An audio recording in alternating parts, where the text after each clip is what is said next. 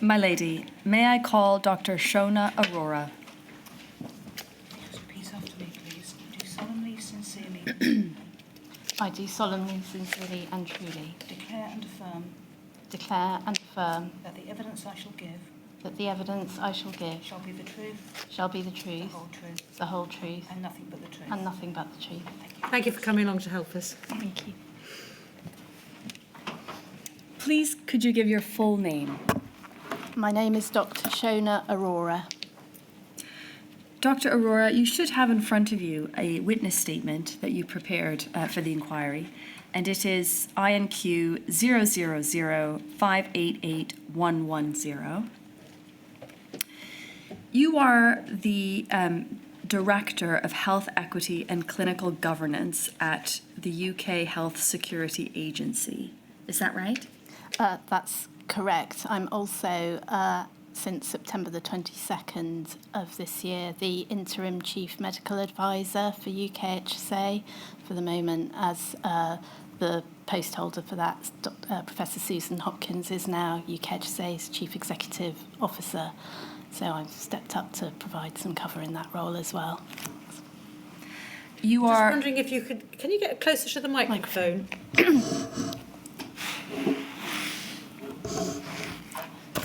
Is that better? Yeah. Thank Sorry, you. I have a soft voice. I'll do. try and speak up. Thank you. You are a trained medical doctor, is that right? That's correct. Okay. And you worked at Public Health England during the pandemic, which is the predecessor organisation to UKHSA, is that right? That is correct, yes. And what was your role at PHE during the pandemic? So during the pandemic, I was working part-time. My permanent role at that point was Deputy Director for Public Health Workforce Development. But during the pandemic, one of the roles I took on was supporting a parliamentarian cell telephone helpline from about April through to July 2020, before returning to my substantive role to assist with the public health reform programme. Today, in your evidence, I'll be asking you some questions about PHE's role during the pandemic, covering various topics. But so that we're clear, you're giving evidence today from Public Health England's corporate perspective, not on matters that you yourself personally were involved in. Is that right? That's correct. I had very limited direct involvement in the COVID pandemic, apart from my role in the parliamentarian cell. Okay. And the parliamentarian cell, that was giving advice to members of parliament? To them and to their offices and case workers. A lot of MPs' offices were, particularly at the beginning, receiving a lot of queries from their constituents. So this was one of the helplines PHE established to try and support and get information out to the public. Okay. Turning then to PHE's role during the pandemic. PHE provided scientific research and advice to inform government decision-making and policy development. Is that right? That's correct. And PHE also produced evidence-based guidance. And that advice was provided to government in a number of different ways, including by members of PHE participating in SAGE, for example. Also, at a local level, participating in local action committee meetings. Is that right? That's correct. Okay. What the inquiry is particularly interested in this module, is advice and guidance that PHE produced touching on the provision of education to children during the pandemic and on the detention of children in prison.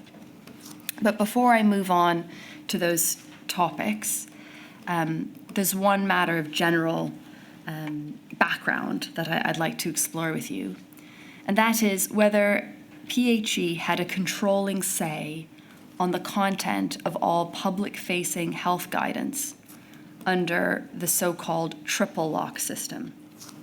So, Dr. Arora, in a witness statement, which we don't need to pull up, but a statement of Elizabeth Kitch from the Department of Health and Social Care. And the reference for the transcript is inquiry 000652113. In that statement, Ms. Kitch describes a triple lock system, which meant that public-facing health and behavioral guidance from about May of 2020 had to be agreed between the Chief Medical Officer, the Cabinet Office, so number 10, and also by senior PHE officials. Does that sound right to you? That does sound right in terms of who a piece of guidance would need to go through before it was finalised. Okay. And can we take from that, for example, some Department for Education guidance, which we'll come on to, on school attendance would have been agreed also by senior PHE officials? It would have, the health components of DFE guidance would certainly have been put in front of PHE officials to comment on. Okay. Before we go on to guidance touching on education, I'd like to cover with you a topic which is infection control measures to make schools safer in a future pandemic.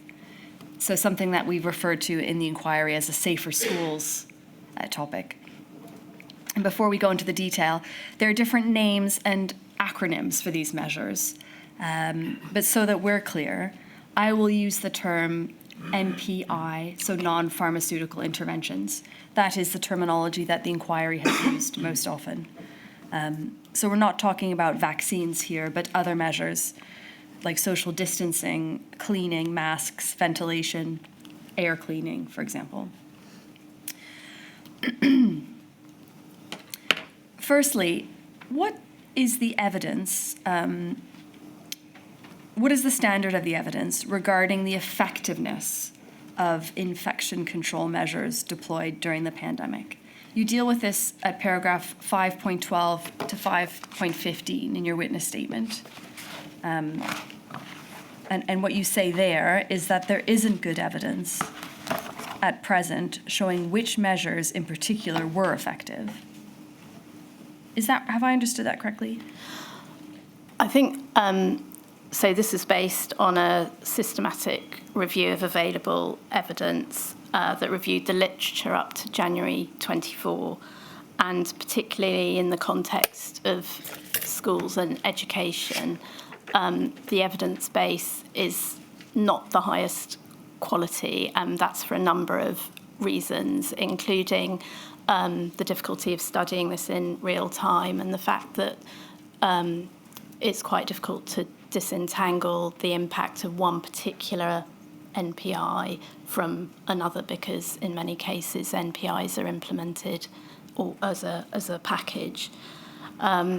So there is, if you like, it in the context of strength of evidence and the science and evidence base, it is not gold standard by any means, and was lesser so pre-pandemic. That might be thought as being quite surprising that several years on from the pandemic, where extensive use was made of NPIs in schools, for example, guidance given about the system of controls, face masks, hand washing, bubbles, that sort of thing. So am I right in thinking that still now we don't really know which measures from that selection actually worked to prevent the spread of the virus? We probably don't know with huge certainty. So if I took, for example, a comparison with a clinical measure like vaccination, and where you can thoroughly test it out through a clinical trial and what we might call a randomised controlled trial, where you can correct for bias and other issues.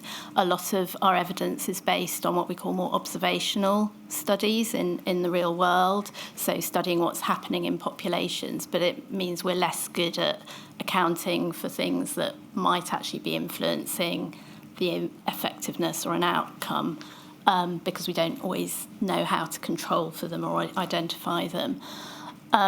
We sometimes use modelling studies as well to inform the evidence at base. But again, that models are only as good as the assumptions that we put in, and they also rely on having some basic data around, for example, the biological behaviour of a particular pathogen. So if I compare it to the gold standard of RCTs and sort of more clinical interventions, the RCTs are... randomised controlled trials, where you can control more successfully for those unknown variables that might be the cause of why something is more or less effective, which you can't do in an observational study in the real population as easily, which means you can sometimes get a result and make an association that that could be really effective, but actually it might be due to something else that you haven't been able to account for. I see. In your statement, I think you also mentioned that it would have been unethical to create a sort of control group during the pandemic and withhold interventions from that group. Yeah. That might have given you a better idea of what interventions were working, but the ethical boundaries meant that wasn't possible. Yes, that and right? that's and all research and trials do have to go through an ethical process. But if there's something that you think would genuinely help and save lives sufficiently, that would stop you denying people from that or the population from that, and that's the situation we were very much in. Okay. You mentioned a moment ago a rapid review, and I'd just like to take you to that quickly. The reference is INQ 000651524. Thank you very much. And we can see here, this is just the front page. So it's the effectiveness of non-pharmaceutical interventions as implemented in the UK during the COVID pandemic, a rapid review. Just before we move to the conclusions, can you just tell us what a rapid review is exactly? So it is a review of existing evidence and studies and trials carried out usually more rapidly. So to actually do this properly can usually take months and months to go through. So obviously we don't have time in a pandemic situation or even in an outbreak situation of and something relatively new like Mpox. So we have an approach that uses particular techniques that allow you to still produce something of reasonable high quality, to define the scope sufficiently, specifically and narrowly enough of the review, but also then to search sufficiently to gather a range of materials. And those are then brought together and synthesized to try and establish whether or not you can conclude of the direction of travel in favour of a particular intervention or group of interventions or otherwise, or in particular settings or otherwise. So you're doing a sort of scan of the evidence that's available and working out roughly what the state of play is, whether there's good evidence to support something or not. Yeah. Okay. And this particular rapid review, this wasn't conducted during the pandemic. This is evidence up to, I think you told us, 2024. Is that right? Okay. So if we can turn then to page 28, please. And thank you very much.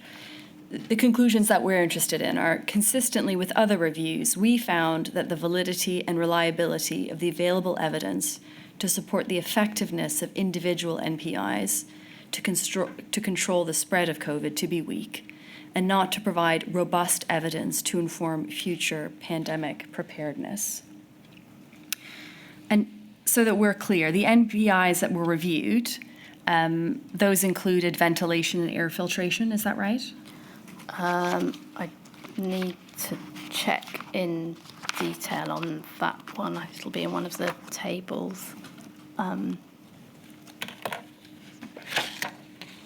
But I know I've also looked, we've referenced the McMaster Yes. living, and that's also looked at ventilation and they looked in a number of community settings, and their latest living evidence review I identified studies in just 2 educational settings out of a range. So well, we will come on to in a moment evidence specific to ventilation and air filtration, but focusing now on this sort of rapid review. it says, to continue, the main lesson from this review is the need to improve evidence generation to support future pandemic decision-making, including building rapid evaluation into the response to the pandemic and other public health emergencies. This includes the development of sleeper study platforms and protocols, which can be activated during an epidemic or a pandemic. Another approach is the delivery of rapid adaptive trials for the simultaneous testing of various NPIs. Can you help us in sort of plain language what is needed in future pandemic planning to help us plug this gap in knowledge? You can take that down now. Thank you. Okay. So I think what the initial opening sentence said was what we've discussed, which is the quality of the evidence. It's not as strong to give us as much confidence as we would like. Where one way we could address that looking forward, it takes time to set up studies which will inform the evidence, and we can work on trying to design the frameworks for those studies and develop protocols that we wouldn't activate now but would be on the stocks, and use peacetime to more thoroughly test out the methodologies that we might use, because obviously in a pandemic, if you're starting from scratch, then designing something from scratch, you're more likely to have not thought through where biases might be and how you might correct for them. So that's the idea behind that. The other approach is to have something, the other approach referred to is something that as you go through the trial, you bring in different elements and you create a more agile approach to looking at what you're trying to do sequentially. Is that something that UKHSA is undertaking at the moment? It's something we, amongst others, are looking at, and part of the research community. So through the National Institute for Health Research and the UK Research and Innovation approach, and through the DHSC research framework for pandemics, is something that's being developed through the current pandemic preparedness work stream. Okay. I'm going to move on now to a different topic, which is whether plans to make schools safer in the future ought to focus on airborne pathogens. You've dealt with this in your statement at paragraphs 5.2 to 5.7. But can I just ask you generally whether plans to make schools safer should focus on pathogens which are transmitted through the air as opposed to pathogens which are transmitted via other routes of infection?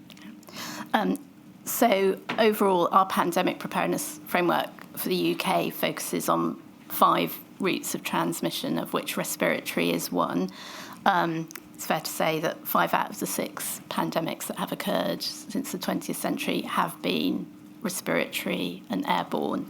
I think our national risk register also signals that's still the highest risk. So it would certainly make sense to start with prioritising that. However, there are potentially still other routes of transmission that could cause a pandemic. So we do need to be mindful of that and be thinking about those routes as well, and not be completely focused. But as a priority to start with, that would be one that is probably the most likely. Okay, I'm going to take you now to the witness statement prepared by Professor Sir Chris Whitty, which deals with this topic, and just see if you agree with his conclusions. So his references for his statement is 000588046, and we're looking here at paragraphs 7.5 to 7.6.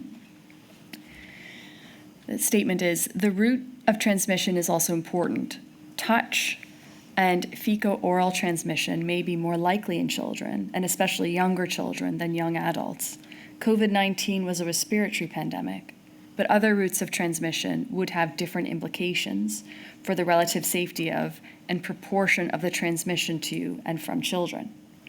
Respiratory transmission remains the most likely route of pandemics because of the ease of spread, and in practice, 4 of the last 5 pandemics that affected the UK, 3 influenza and COVID-19, were respiratory, with only one by other routes, and that was the HIV epidemic. It is therefore sensible to concentrate on respiratory routes of transmission. Children are as susceptible to respiratory routes as adults. So it sounds like you're on the same page there, that it's the most likely, but certainly you can't rule the others out, I think. And if we move on then, please, to paragraph 7.6. Historically, other routes have caused major pandemics affecting children, and there's no reason why they cannot again. Sexual routes of transmission are much less likely to affect children. And that is why the last pandemic, HIV, was predominantly a disease of young adults. Vertical bloodborne and breastfeeding transmission of HIV between mothers and babies shows that the transmission between mother to children is critical there. Hepatitis B, which is a sexual and bloodborne virus, is transmitted mother to child and is readily transmitted between children in normal play. Young children are more susceptible to touch diseases than adults. A recent example being some clades of Mpox in Central Africa. Adults touch children in normal caring roles until children touch one another much more readily than non-related adults touch one another. And preventing touch diseases requires different measures than were used for COVID-19. And children are generally less careful in hygiene than adults, so fecal oral diseases such as cholera are often more common in children. And again, the measures taken to reduce transmission would be different, requiring measures related to hygiene and safe food and water. And finally, vector-borne diseases are also important in childhood globally, such as malaria, with different countermeasures, but they are unlikely to affect the UK as pandemics in the foreseeable future. So Professor Sir Chris Whitty there is giving us a bit of a rundown of the different routes of transmission, how children can be implicated in them, explaining that even illnesses that are not airborne still will have implications for children, and some, such as touch diseases, would be perhaps more risky for children. And so overall, other routes of transmission certainly can't be discounted. I think we can draw that conclusion from his evidence. And you would agree with that? Yes. Is that right? Okay. Yes. Thank you. We can take that down. You mentioned in your evidence the National Risk Register. Mm-hmm. Can you just tell us briefly what that is? So the National Risk Register is, I think, owned by the Cabinet Office, and it is what it says on the tin. It's an assessment of a whole range of risks facing the UK. It's a public-facing document, and it sets out risks on all sorts of dimensions, not just health. So, for example, cybersecurity is another one, and attempts to but score the risks based on likelihood and impact to give some indication of how serious they might be and which ones are likely to be the most common. And there is a section on health risks in there, which includes risk of a future pandemic. Mm-hmm. And in that planning, it is a respiratory pandemic. That's the predominant risk. Okay. I'm going to move on now to the evidence regarding ventilation and filtration systems and their effectiveness in reducing the transmission of disease in schools. You deal with that in your witness statement at paragraphs 516 to 518, and also 6.8 to 6.12. Professor Catherine Noakes has provided a statement to the inquiry, and she will give evidence next week touching on this issue, specifically on this issue. And I understand you've had a chance to read her statement. Is that right? If we could just pull up paragraph 6.8 of her statement, which is inquiry 000588180. These are her conclusions about the state of the evidence. So she says, evidence that demonstrates ventilation or air cleaning reduces transmission of infection or illness is very limited. And she says that is primarily because such data is challenging to obtain for two reasons. And these will sound a bit familiar to us after your evidence regarding other NPIs. But firstly, she says, there is not necessarily a linear relationship between the reduction in the concentration of a pathogen in the air and the reduction in the likelihood of infection. And then if we could just scroll down, please, to her second point, thank you. And she says also, direct evidence from intervention studies is difficult to measure. Unlike medical trials where different treatments can be given to individuals and the treatment only affects that person, ventilation is an environmental measure which affects a building and everyone in the space. As such, it may have different effects over a day or season, depending on things such as the weather and occupant behaviors. And it's hard to conduct studies which compare directly between spaces which have different levels of ventilation. And where ventilation is applied in one setting, for example, a school, the same people can be exposed through interactions in other spaces, for example, homes, transport, and social settings, which can reduce or even negate any effects in the intervention. So we can, I think, readily see that if we had, for example, a trial in a school providing air cleaning technology, but those children travel to the school via bus and are exposed to pathogens in that way, it would be difficult, perhaps, for the scientists to work out exactly how much benefit the children were getting from air cleaning. Would you agree with, firstly, with Professor Noakes about the evidence that's currently available to support those ventilation and air cleaning technologies? Yes, around these two paragraphs, yes, I think that's a very fair assessment. Yes, okay.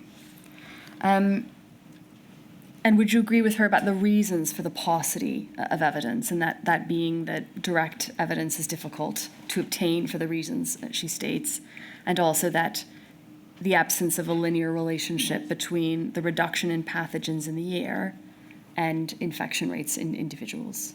Yes. That can be taken down now. But bearing in mind that paucity of evidence, Professor Noakes's view is that there is growing evidence that indicates that enabling better ventilation and indoor air quality does have a positive effect on the health of children. And that's for reasons she sets out in her statement of reducing air pollution, for example, or mold in classrooms. Yes.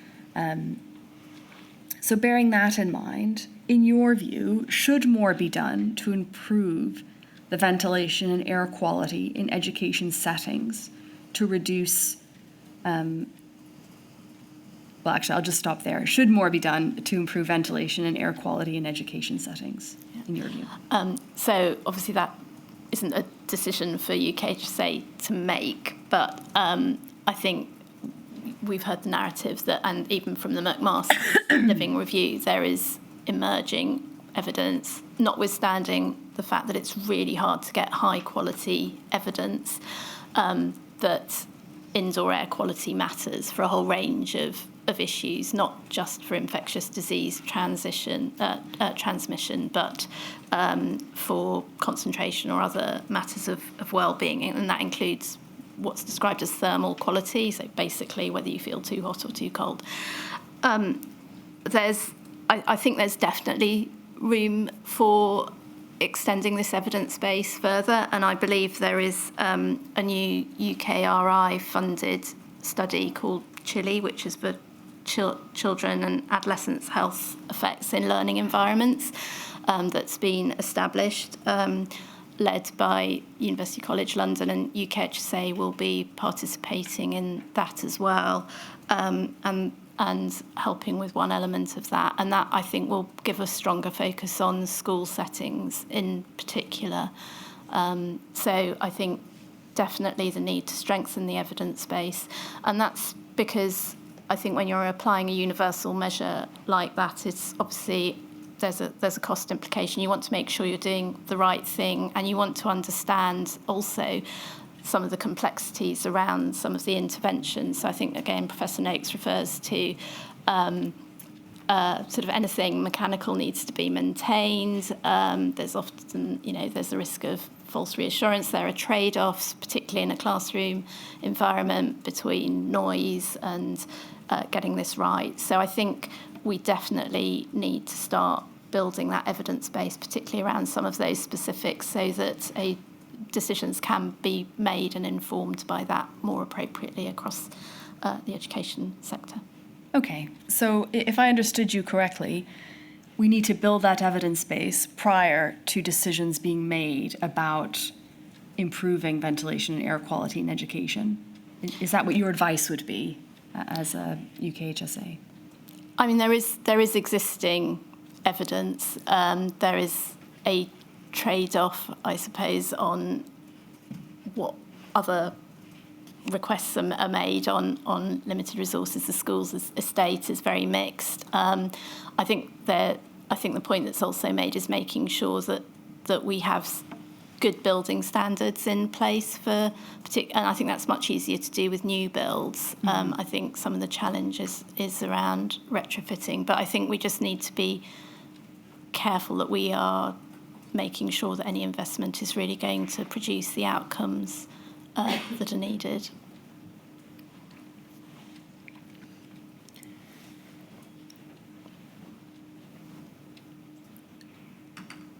While we're still on the subject of ventilation in schools and building standards, in your statement you confirm that during the pandemic, now we're going back now to 2020, during the pandemic, guidance on ventilation specific to schools wasn't provided by PHE. Schools were referred to general guidance on ventilation, which covered businesses, I think, in non-domestic settings. Professor Noakes, in her evidence, makes clear that schools have certain unique features which are relevant to the transmission of pathogens. So, for example, schools are unlikely to have mechanical ventilation, as businesses might have or offices might have. And schools are obviously used by adults and children together. And some non-pharmaceutical interventions, like mask wearing, might be difficult for children to comply with, to use appropriately. Would you agree that ventilation guidance specific to schools ought to have been given by PHE during the pandemic? So I think this is quite a difficult one. I think if we go back to the start of the pandemic and what we knew about the virus at the time, there was a stronger focus on droplet spread and less so on aerosol spread, and therefore a stronger focus on the measures that you would normally apply in that case. I think the other thing is we knew there was guidance being produced by DFE for schools, and that I think that would have been the appropriate place to address that as the evidence base emerged. So I think we, as PHE, were providing much wider principles that could be used. There was also advice, again, more general and not specific to schools through the Health and Safety Executive. But I think in the early stages, when we didn't really know the role of ventilation that it might play, I think it was difficult to have specific guidance at that point on ventilation. And later on, I think it was picked up through the guidance produced by DFE. But if PHE was referring schools to generic guidance, I appreciate not as much was known at the time about transmission rates, but at a certain point, it was clear that airborne transmission was a factor, and PHE did refer schools to ventilation guidance. There's no good reason, is there, for referring them to guidance which is applicable to offices as opposed to specific guidance relevant to schools? I think at the time that reflected what we knew in terms of the evidence base, which was slightly stronger on multiple other settings. As I've said, the evidence base around school settings was quite thin and has improved because the pandemic has provided some opportunity to do that. And again, I think what we would see our role doing is then supporting sectors to produce specific guidance for those sectors that reflected the evidence base, but could then be more tailored to the sector understanding and sector context. But you would have had input in DFE guidance touching on health measures. That's Yes. right, isn't it? Okay. But if I've understood you correctly, what you've also said is that there wasn't an evidence base at the time to enable you to develop guidance specific to a school setting. Have I understood that correctly? Certainly at the beginning, yeah. Okay. I'd like to move on now to the measures, to the recommendations made by Professor Noakes, which touch on areas of UKHSA's responsibility. So one of the recommendations that Professor Noakes makes is that there should be more effective monitoring with long-term data collection. So she cites an example of schools in the United States which had CO2 monitors, and they were able to feed back information in real time to a central data collection point so that there could be a long-term monitoring of the effectiveness of measures put in place. And Professor Noakes makes a recommendation that we have that long-term data collection across public buildings, supporting building the evidence base for environmental impacts on health.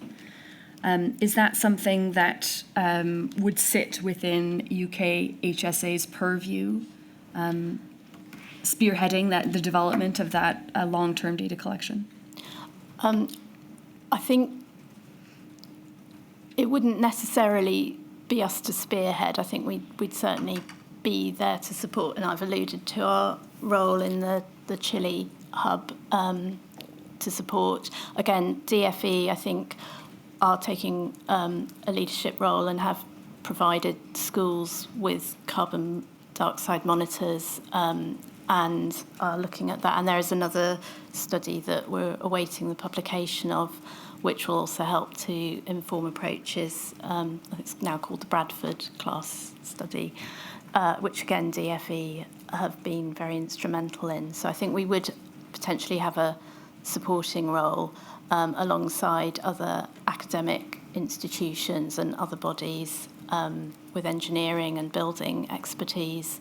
But for the schools sector, I think DFE are absolutely critical in this. Just taking a step back, it seems that there's various government departments and academic organizations that could be involved in managing the school environment. You mentioned environmental expertise. We know also that the Department for Education issues guidance, for example, on building design. Yes. UKHSA is responsible for guidance on health protection measures within schools. So one gets the impression that there is a sort of group of actors that have shared responsibility in this sphere. Where would you say, or where would UKHSA say in government lies the overall responsibility to consider future NPI measures in schools?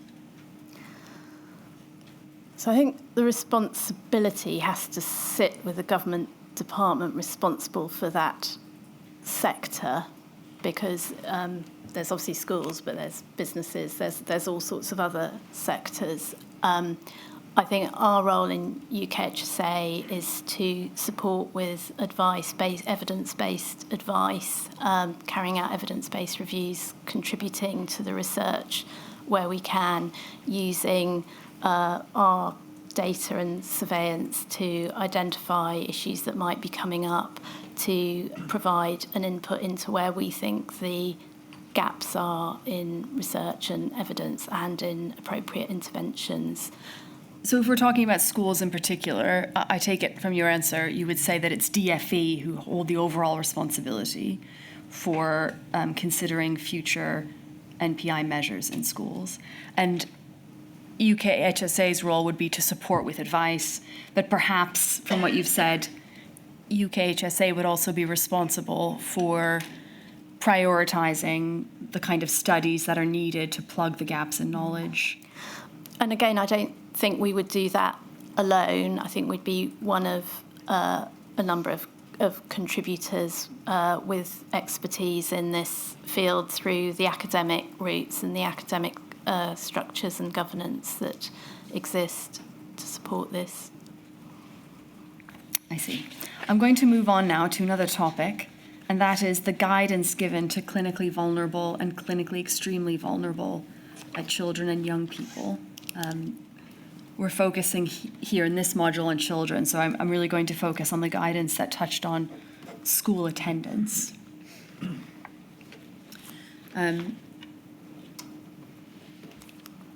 Just to set the background, in March of 2020, PHE issued guidance on shielding. We don't have to pull that up, but that guidance advised those with certain specific conditions who were clinically extremely vulnerable to shield for 12 weeks from the receipt of a letter. The guidance in that first iteration, it didn't distinguish between adults and children, but it said at the end that the guidance applies to clinically extremely vulnerable children. So that was the beginning. If we move forward then to May of 2020, the Department for Education issued guidance concerning clinically vulnerable and immunocompromised children and young people. And we know, just before we go to it, Julia Kinneberg from the Department for Education, in her statement, she says that that guidance was completed with PHE's assistance. But we know from what you said earlier that PHE would have had input on that public-facing guidance in any event, under the triple lock procedure, if I've understood your evidence correctly. So if we move to that guidance now, it's INQ 000542889.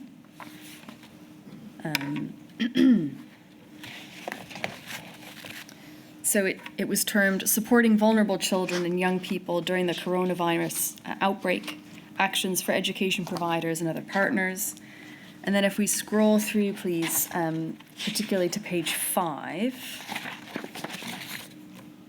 Yes, the summary of attendance expectations for vulnerable children and young people. So this was May 2020.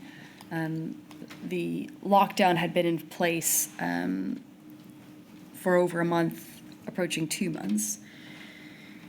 This is attendance expectations for vulnerable children. Now, so that we're not confused, this is talking about vulnerable children under the sort of Department for Education's definition. So that's not about clinically vulnerable children, but about children who were required to attend school because they had, for example, a social worker or an EHCP plan or were classed as otherwise vulnerable. And so this guidance is setting out attendance expectations for them. And it says that their attendance is expected. And if we go to the first bullet point there, it says, for vulnerable children and young people who have a social worker, attendance is expected unless the child or household is shielding or clinically vulnerable. And so the shielding reference there would be to children who are clinically extremely vulnerable, one would imagine. But there's also the separate category of children who are clinically vulnerable. Do you see that? Yes. Okay. And then if we turn over the page to page 6,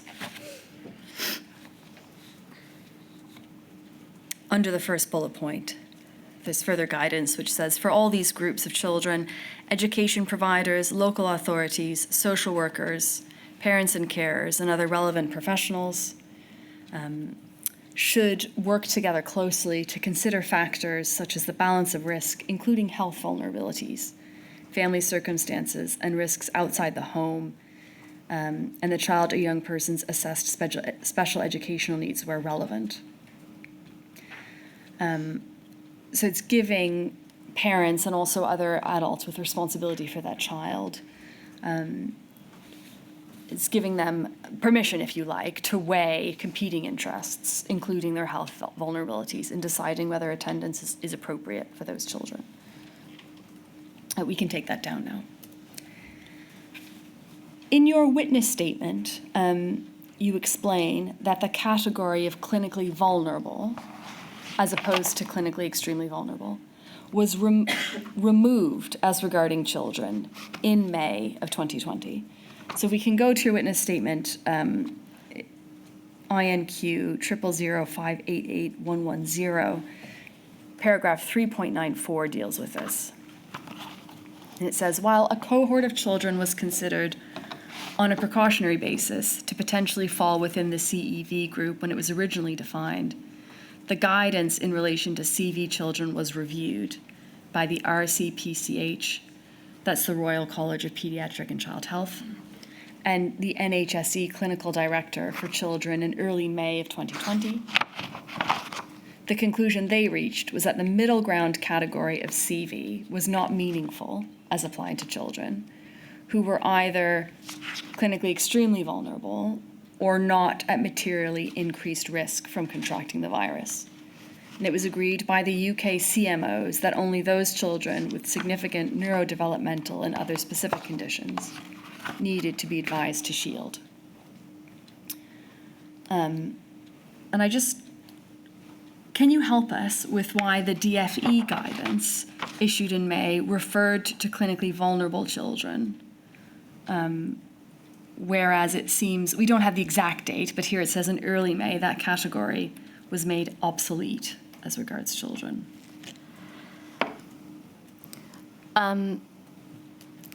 So I think it was, it's hard, I wasn't part of these discussions at the time. The clinically vulnerable, clinically extremely vulnerable programme was led from the department because it did require significant input from clinicians in the NHS. Yeah. I think probably it was a matter of timing because I think it was June before that evidence, which I sort of talk about later on at 3.95 from the RCPHC came, was perhaps more strongly made available. Yeah. So I think... Sorry, we can just... Yes. Thank you very much. We've got it up here. We can just have a look. Okay. This is on the 10th of June, of 2020. The RCPCH announced updated advice for clinicians on shielding children and young people. And that advice emphasized that according to the new guidance, the majority of children with conditions including asthma, diabetes, epilepsy, and kidney disease do not need to continue to shield and can, for example, return to school as it opens. And this includes many children with conditions such as cerebral palsy and scoliosis, for whom the benefits of school in terms of access to therapies and developmental support outweigh the risk of infection. So I think what this is showing is this is an illness that we haven't had much of a chance to know much about. It's moving quite quickly as clinical evidence of severity was emerging. That evidence was being used to assess what was appropriate for different groups of children and young people. But we're talking about sort of May 2020, June 2020. So I think that just illustrates, particularly at the beginning, how fast moving things were. And again, coming back to initially at the beginning, I think the thought was to be a bit more precautionary, which was why there was a wider net cast, but clearly the implications of shielding, and particularly for children and young people, are huge. So being able to limit that to the ones who are really going to, where the benefits really are going to outweigh any harms, was really important, which is why I think the sort of work being done by the RCPCH and through the NHS and the CMO was really important and being done at pace, whilst at the same time we've got, from March to May, the still taking a bit of a more precautionary approach. Okay, we can take that down now, thank you. And can you tell us, did Public Health England agree with the RCPCH and NHSE that the clinically vulnerable category was not meaningful as applied to children who were either CEV or not at materially increased risk? So in the context, if I can just step back and look at how the clinically vulnerable cohort and programme was dealt with, it was, as I say, led by the CMO office, and it pulled in advice from Public Health England, but more around the epidemiology and those aspects. The decisions around clinical categorisation really needed to be led from the right areas, so NHS England and clinical directors, which is not PHE's area of expertise. So I think we would have accepted, it was more important that the CMOs were happy with the evidence that they were being presented with through the clinical community. I see. Well, we will be hearing from Professor Sir Chris Whitty next week. We can ask him about that. There's one other matter of clarification I'd like to ask on this point before we move on. CVF Families, a core participant, have asked for clarification. Their understanding is that children who had been clinically extremely vulnerable were sort of downgraded to being clinically vulnerable in September of 2021.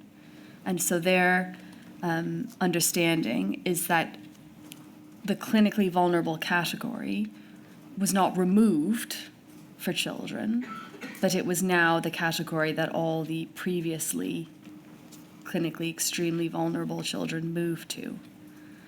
And before I ask you to answer that, to give us your thoughts on that, I'd like to move to the guidance, if we could pull that up, which is INQ 000348076. So this is guidance from both the Department for Health and Social Care and PHE from September 2021. And it's the guidance which indicated that children should no longer be classed as clinically extremely vulnerable. And if we can move to page 3 of that. It says here, what has changed? Recent clinical studies have shown that children and young people are at very low risk of serious illness if they catch COVID-19. As a result, children and young people under the age of 18 are no longer considered to be clinically extremely vulnerable and should continue to follow the same guidance as everyone else.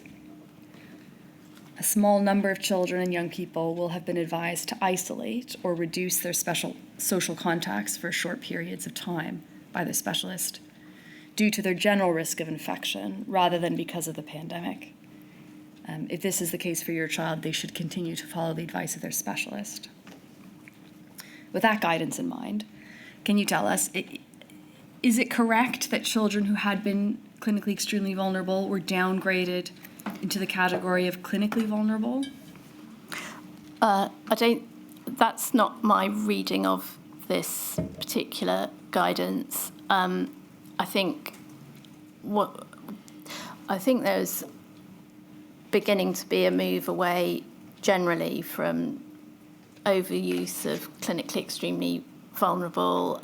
As you know, vaccine programs came on stream, we had better treatments, and I think what this was beginning to do is trying to return to a bit of a new normal. So there will always be a small group of children who, because they're very immunosuppressed or are undergoing chemotherapy or something like that, will be at risk of any infectious disease. And I think what this was beginning to say in the context of what we understood to be the overall impact and severity of COVID-19 in children, those children, their susceptibility to COVID should be managed in the same way that you would manage them in terms of their risk of any infectious disease, which they could equally well be very prone to. So that's, I think,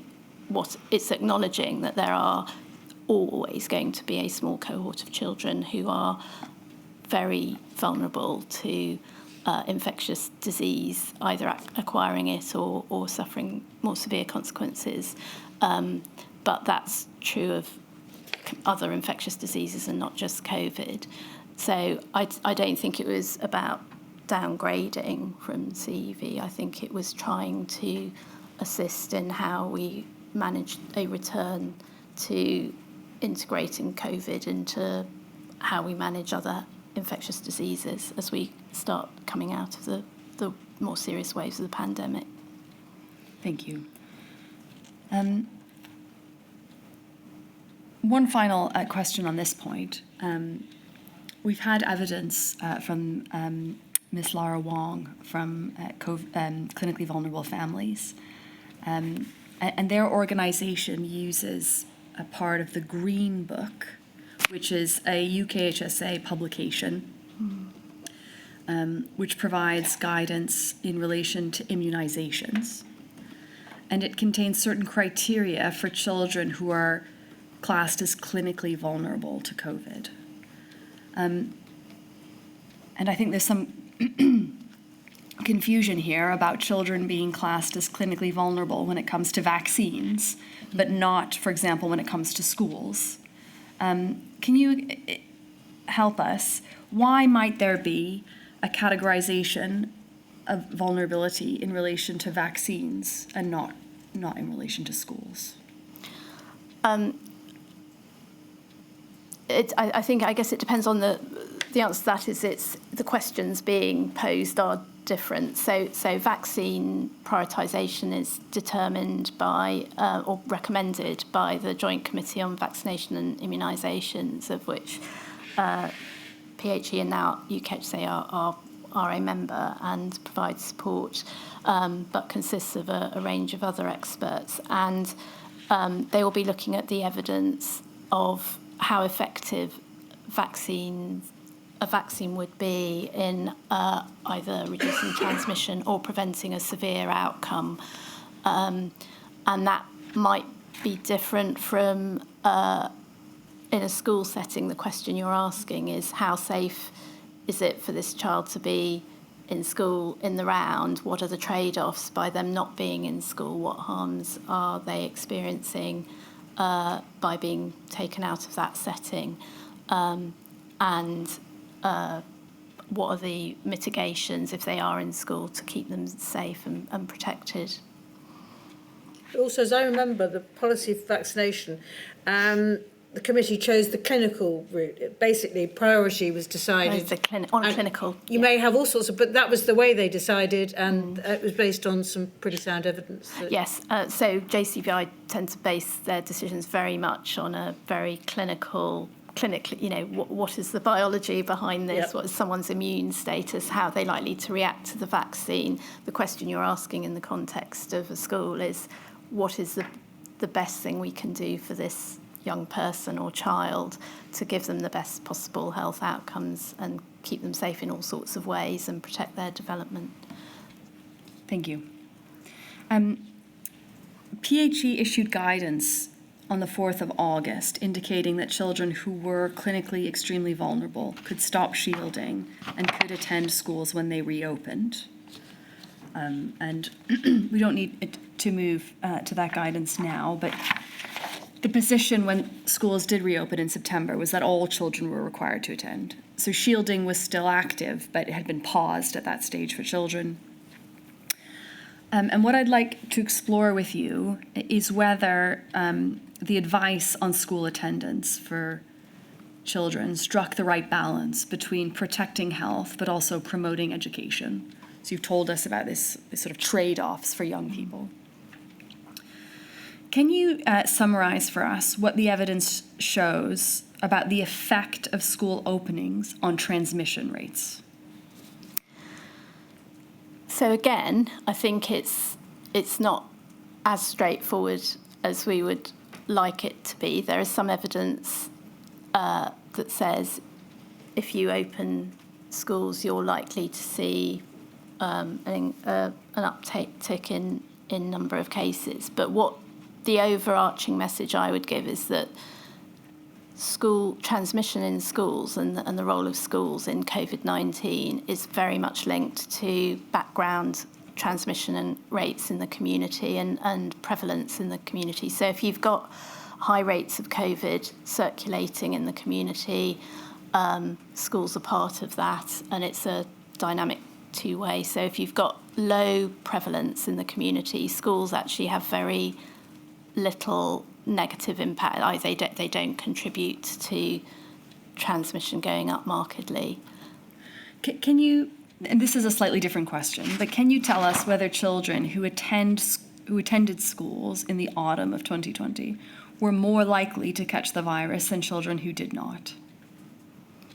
So in August 2020, overall community prevalence was relatively low, and I think at that stage, my recollection was that there was no evidence to suggest that they were more likely to. So this is obviously pre-alpha wave, but at that point, when schools reopened and overall community rates were low, transmission rates in school would have been low as well. Okay. And I think you might have misheard me. I said autumn 2020, not August. Oh, Does that sorry. hold true for September, October? So again, we were just beginning to see the emergence of the alpha variant then, and so community transmission was beginning to go up, but that was across the community and not particularly in schools. Okay. But then again, the sort of slightly separate question of whether children who went to school, as opposed to those that stayed home, would they have been more likely, do you think, to catch COVID, or can you not tell us?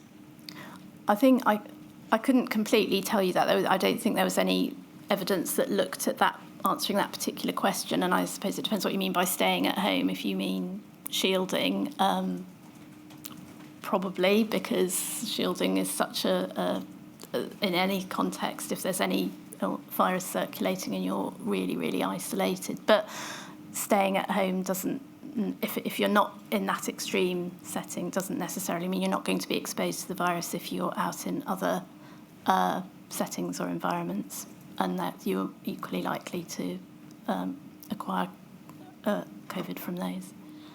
Okay. We know that, tragically, there were some deaths of children and young people in England with each wave of the pandemic. Yes. And we can see in your evidence a study, which is at INQ 000413012, a study which looks at the deaths in children and young people in England after infection. It's actually very difficult to make out, but the summary at the top tells us that we can see a total of 99.995% of children and young people with a positive test survived, but there were 25 deaths of children and young people due to COVID infection. You can see that just above. It's not dealt with in this study, but we know that children and young people were also, of course, at risk of developing long COVID as a result of infection. And I want to ask you, overall, given the risks of infection to young people and the risk of death, do you think that the advice on school attendance struck the right balance between protecting young people, their health, and their access to education? So I think that's it's difficult to answer because with hindsight and also not being there at the time. But I think what I would say is it's often you're balancing a lot of complex issues in the messaging that you're giving out, and you also want to give sufficient clarity about what on balance you think in terms of overall risk you should be steering members of the public towards. So I think it's always difficult to get that balance right, and particularly at any one point, because again, as I said, in August things felt very different from November of that year as well, and certainly in December and January. So I think at the time, I think it was trying to send a clear signal that the data and the evidence that we had on the behaviour of that the virus at that stage was that children did experience less severe disease than adults. Mortality was much lower in children and young people, and keeping them away from school and imposing, or not imposing, but asking them to shield was perhaps, again, it's that risk of a balance of risk and benefit. Okay, thank you. That can come down now. I'm going to move on to one more topic before the break, and that is long COVID. Can you help us? When did Public Health England become aware of the susceptibility of children and young people to long COVID? So I think, like the rest of the scientific community, fairly early on, around, I think, May time, there was a sense there might be something. I mean, the other thing is, and it was mentioned in the previous exhibit you showed, there was also an awareness of PIMS, the paediatric inflammatory multisystem syndrome, which also was of great concern. But I think there was the beginning of an awareness that there may be something else as well, not just in children, obviously, but in adults around long COVID. It was very ill-defined and I think continued to be so. But as the pandemic went on, I think, again, there's more evidence emerging about it.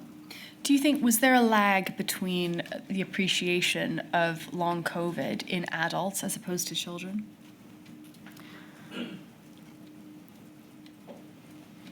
I'm not sure there was. I personally haven't looked at the evidence to see whether there was. I think there'll be naturally more of a focus on adults because adults were experiencing more severe illness, generally speaking, and I think a reasonable hypothesis, and there would have simply been more of them, and more hospitalisations and more follow-up. So it may have been picked up. And I think the other thing that seems to be emerging is that it may manifest itself slightly differently in children and young people, and particularly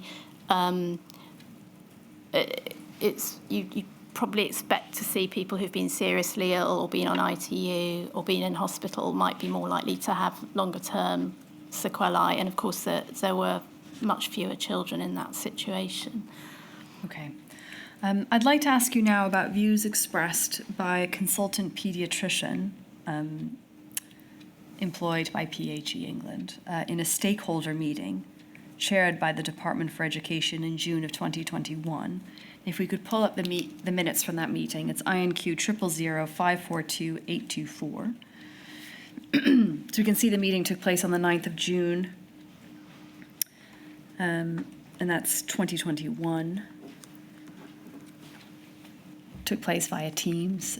We can see the list of attendees in the stakeholder meeting. It's hosted by DFE, but there are attendees from PHE, Dr. Shamiz Ladani, he's the consultant pediatrician, and there are attendees from trade unions, local government associations, and from schools as well. And if we scroll to page 3 of these minutes, Dr.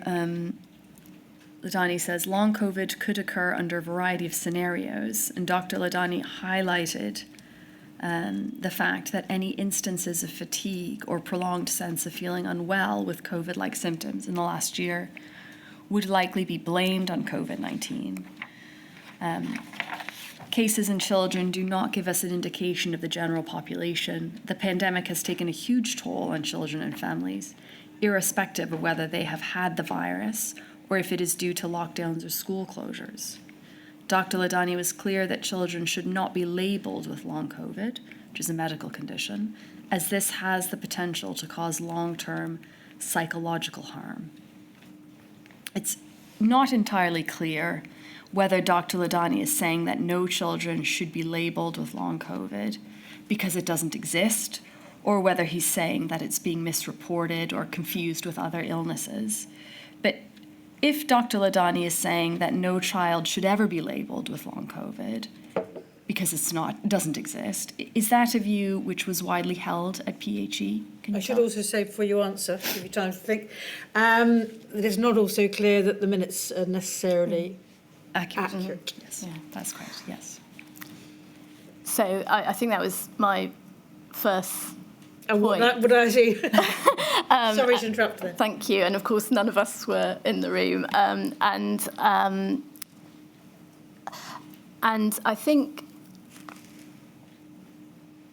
I don't think anybody at the time was denying the existence of long COVID in children. I think the issue that clinicians and public health experts, not just in the UK but globally, were grappling with was, what is this thing and how do we define it?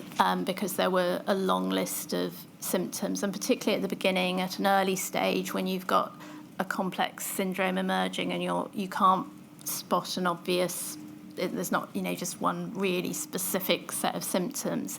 So I think the issue was about mislabeling, if you like, and understanding, making sure that you've got a sufficient case definition that is sufficiently specific. That also means you can advise children and parents and carers, and clinicians can take appropriate action and not conflate it with other things that might require a different response.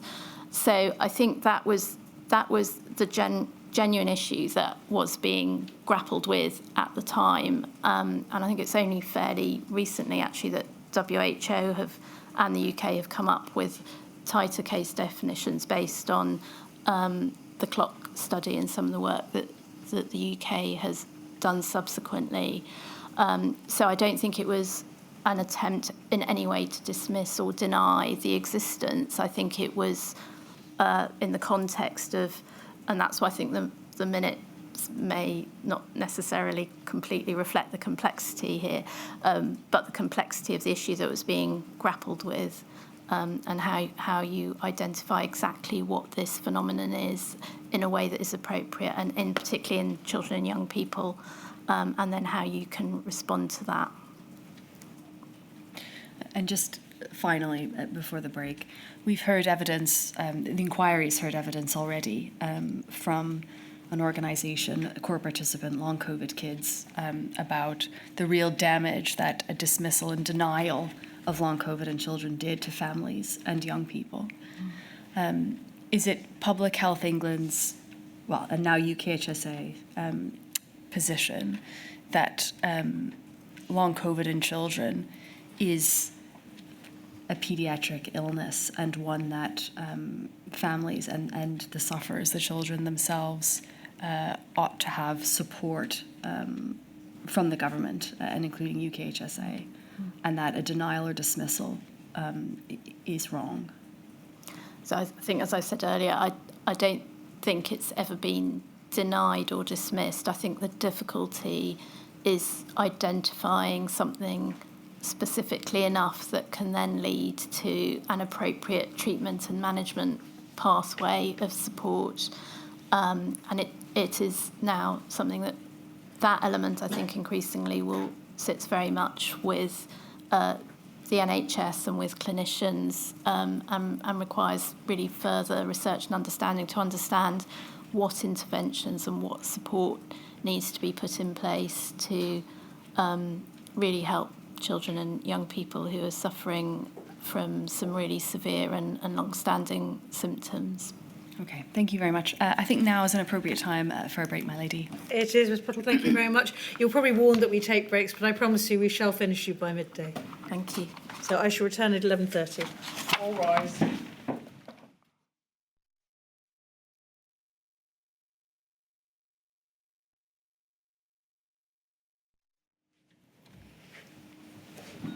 Ms Puttle. Dr. Aurora, a last topic from me this morning is about Public Health England's advice provided to the Ministry of Justice concerning the detention of children in in the youth estate. A former colleague of yours, Dr. Eamon O'Moore, was primarily responsible for this work, and he provided a witness statement to the inquiry. And for the record, the reference for that is INQ 000-649-899. A criticism has been made by Ofsted that PHE's guidance was not sufficiently focused on the distinct needs of children as opposed to adults who were held in the secure estate. And I'd like to take you through some of the guidance now to explore that issue. Firstly, we have a briefing which was prepared by Dr. O'Moore considering population management in response to the COVID-19 epidemic. And that briefing is from the 24th of March, and it was relied upon as a basis for restrictions to the regime for prisoners, both for adults and children. And the reference for the briefing is INQ 000-5911. And it's summarized at the head. It says, prisons are high-risk settings for large outbreaks of COVID-19. Many people in prisons are in clinically vulnerable groups. The risks include excess death rates, the needs for specialist NHS care. A specific objective should be to reduce, as far as possible, all forms of shared accommodation. And single-cell accommodation has distinct advantages in supporting the shielding of vulnerable prisoners. And if we scroll down the page, please, Dr. O'Moore explains why prisons would be more at risk of high infection rates. He says, prisons concentrate individuals who are susceptible to infection, with those of a higher risk of complications. COVID has an increased mortality rate in older people and those with chronic diseases, and multimorbidity is normative among people in prison.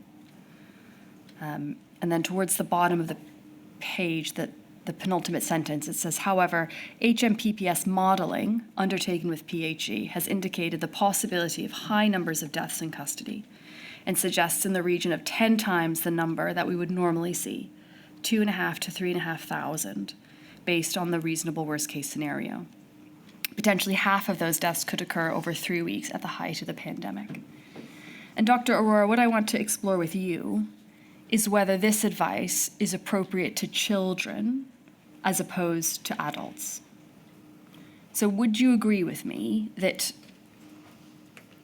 it is not appropriate to children because it is focused on adults in prison who might have multimorbidity, who are older, and who are at higher risk of COVID, of a serious health deterioration from COVID, as opposed to children who don't have those higher risks? So I think it's fair to say this focuses predominantly on the adult prisoner population, but it also focuses on prisons as a particular setting and the closed nature of that environment, and also the particular issues of dealing with outbreaks in a closed setting, which I think could be applicable. And I think bearing in mind when this was written at the very early stages of the pandemic, at that time we also didn't really know how severe it was in children and young people versus older people. So I think it is more focused on adults. There's no denying that. But I think it's also worth bearing in mind that it's not just the population, it's the setting that contributes to this. And we also had, at that point, very limited knowledge about how COVID-19 was going to affect different age groups. Mm-hmm. I'm going to move on now quickly to the guidance which was in place later on in the pandemic, so the 21st of July of 2021. And this is preventing and controlling outbreaks of COVID-19 in prisons and places of detention. This is guidance which is issued by both the MOJ but also Public Health England. It's known as the PPD guidance. So this is quite a late iteration. We're on more than a year from the onset of the pandemic. And we can see, we don't need to move to it, but on page 3, it clarifies that it applies to young offender institutions, secure training centers, and secure children's homes. And on page, thank you, so quick. On page 10, it says that all new and transferred prisoners or detainees should be isolated in a reverse cohorting unit for up to 14 days and tested for COVID-19. And it's clear that, we don't need to go to it, but on page 12, it makes clear that those arrangements applied equally to young offenders institutions and secure training centers. And this reverse cohorting meant in practice that children held in young offenders institutions and secure training centers, when they returned to the prison from a court appointment, for example, or when they entered the prison for the first time, or if they were transferred there, that they would be held separately from other prisoners for 14 days. And in some cases, as we'll hear this afternoon, were not able to leave their cells, sometimes for days at a time, sometimes for only half an hour. And what I want to ask is, this is some 15 months into the pandemic. By this stage, there were few restrictions in the community, and children, even clinically vulnerable children, had returned to school almost a year before. Was it appropriate at that stage to have this level of severe restriction on children in custody, bearing in mind it was known by that point that the risks to their health were very low?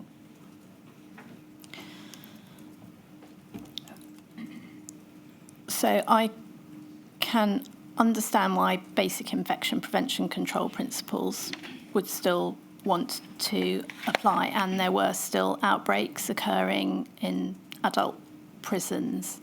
I think there was some associated more operational guidance that was provided, I think, by the Youth Offending Service and NHS England to try and make it more specific to the settings where children and young people were being held. I think it's fair to say this is very focused on managing COVID-19, that was still quite a serious issue in prisons at the time for adults.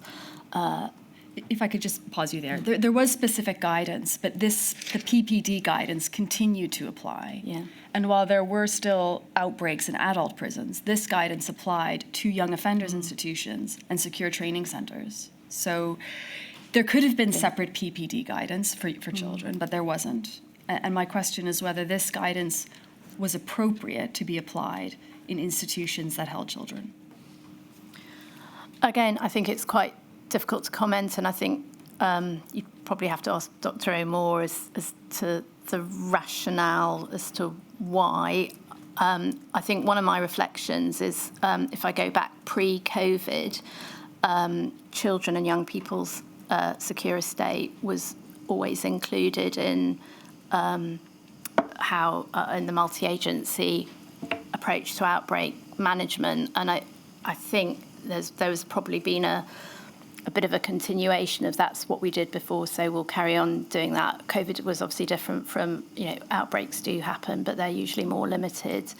And I think one of the learning that we've really taken away from this is that we need to understand more about the diversity, both of the population and the nature of the settings within the children and young people's secure estate and the reasons why children are there. So I think the Ofsted points have been helpful to us in creating a slightly different paradigm about how we go forward.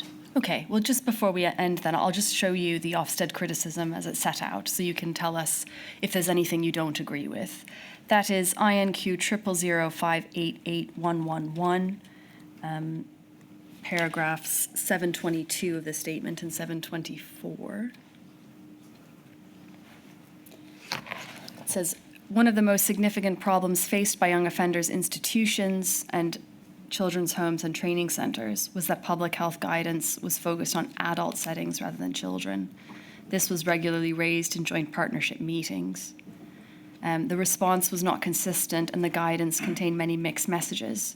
It exhibited a lack of understanding of the operation and needs of children's secure settings. And I think you would agree with that. You said that was a learning point for you, that it was necessary to have that greater understanding. If we can just scroll down, pardon me, to page... Sorry, was that a yes? So you asked me if I disagree with this particular statement, and I do. It's slightly more nuanced than that, if you don't mind putting it No, back please. up. Yes, let's go back up. I think the joint partnership is really important, and it's something that we try and work with our partners, because what we are experts at in Public Health England and UKHSA is infectious disease and environmental threats and how they might play out at general population level. We do rely on working really closely with other government departments and sector specialists to understand how to operationalise good infection control and prevention evidence into their setting, and we cannot possibly understand all the nuances and how things are working. And the partnership is between NHS England, PHE at the time, now AXA, MOJ, HMPPS and DFE. So I think there's a question here about what guidance can really achieve, and then how we need to work with other government departments nationally, but also locally. Every public sector organisation, well, a whole range of organisations have access to our regional health protection teams, who will give specific advice based on anything going on at the time. So I think I can see, as I said, I think it has made us really sit back and think about this. But I think it's partly how we work in partnership and get the right information and intelligence and work together to make sure that we have guidance that both really does do what it's there to do and protect people from infectious disease, but also we're making appropriate interventions to balance any risks that implementation might produce. And although this is an account of issues being raised with PHE, from our records, I've not really been able to find an audit trail, so it's a little bit difficult for me to particularly answer that one way or another. But I appreciate things were moving fast and rapidly. But I know the Health and Justice team were present at a lot of outbreak meetings and really keen to work in partnership. I see. Thank you very much, Dr. Aurora. That's the end of my questions for you. There are some additional questions for you from some core participants. There are. Ms. Iranga goes first, and she's just there. Dr. Aurora, I ask questions on behalf of Long COVID Kids and Long COVID Kids Scotland. I have some short questions on PHE and AXA's response to Long COVID. You told us this morning that PHE, along with the rest of the scientific community, became aware of Long COVID in children from May 2020. And of course, you've explained that PHE provided scientific advice to DofE. When did PHE share that understanding with DofE? I'm afraid I'd have to go back and look at the detailed timeline for that. Would you be able to give us a sort of time period, whether that was in late 2020 or whether it was at some point in 2021? I ask because your statement doesn't touch on Long COVID, so we're trying to fill some knowledge holes, if I might put it that way. I would partly, as I said, because I'm relying on sort of the evidence and paper trail myself. I would struggle to kind of answer that without being able to factually check that. But so if we could speak in broader terms in that sense, The inquiry's had evidence of teachers frequently dismissing pupils' long COVID symptoms out of a lack of understanding of the disease, not knowing that the disease existed. Would you agree that teachers, parents and schools would be helped by timely basic information that long COVID exists in children, that it causes debilitating, disabling symptoms, and that inevitably has an impact on educational attainment and educational attendance? And I think that was certainly an issue in 2021, wasn't it, about what information should be provided and could be provided. I think, again, I'm always in favour of sharing as much as we know about something with the public, even if it's to say this is what we don't know as well. But I think it was clearly a complex area throughout 2020 was just beginning to emerge, but 2021, even then, I think there were a lot of complexities around it. But I do, as a principle, think that it is always good to share as much as you possibly can with professionals and the public. You said that it's a complex area, but the question is really a very simple one on whether the existence of long COVID, something that PHE was aware of from May 2020, should have been shared in a timely way with teachers and schools so that dismissal of pupils didn't endure, so pupils could access education. Would you agree with that principle? I think there was general understanding, again, across DHSC, CMOs, and widely that long COVID was a phenomenon, but I think it's the level of detail of what we understand about it, how you diagnose it specifically enough, and what you can then respond to and do about that. I think for me there's something about any child or young person who was experiencing difficulties in being at school or returning to school, whether it's long COVID or anything else, needs to be supported appropriately. But I think there was some understanding of the possibilities of long COVID at the time, but even in PHE we might have been aware of it, but we really did not have a very good understanding of it even in 2021, and even today I think it's still a complex area to define, diagnose, and then decide what you need to do about it. But certainly I think there was awareness at the time that it could be an explanation. You said that it's a complex area and more needs to be done. What is UCSA doing to build that evidence base on paediatric long COVID now, 5 years after the onset of the virus?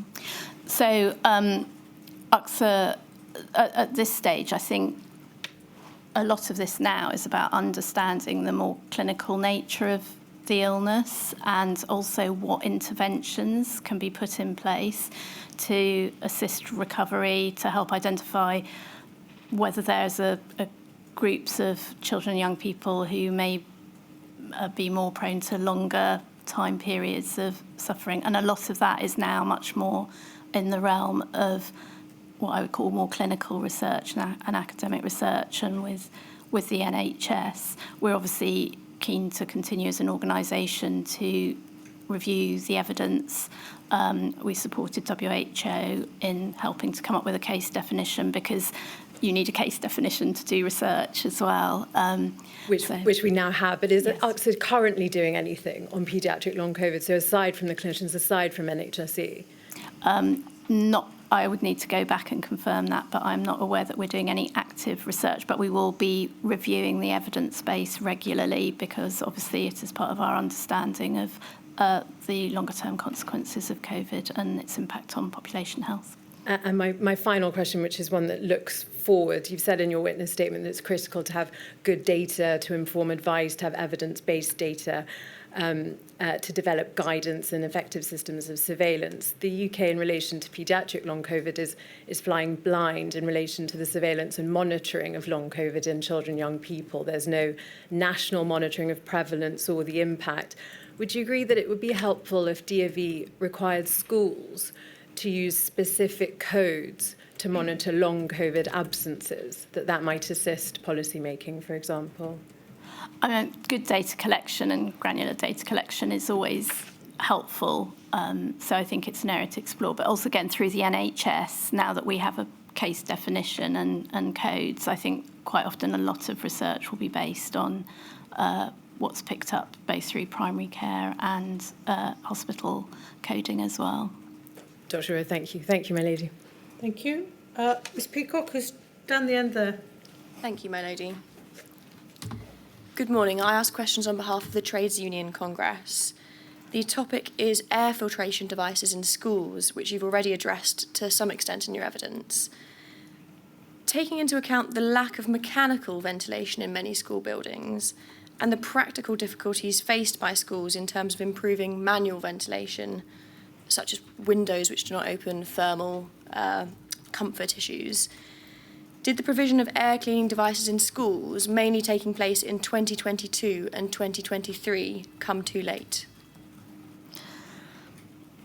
So again, this links back to our understanding of the evidence base and understanding how effective air cleaning devices could be in those settings, what the constraints might be, whether some devices were better than others, how many devices you might need in a given classroom, and any consequences of those devices that might also adversely impact, such as noise or safety issues with young children around.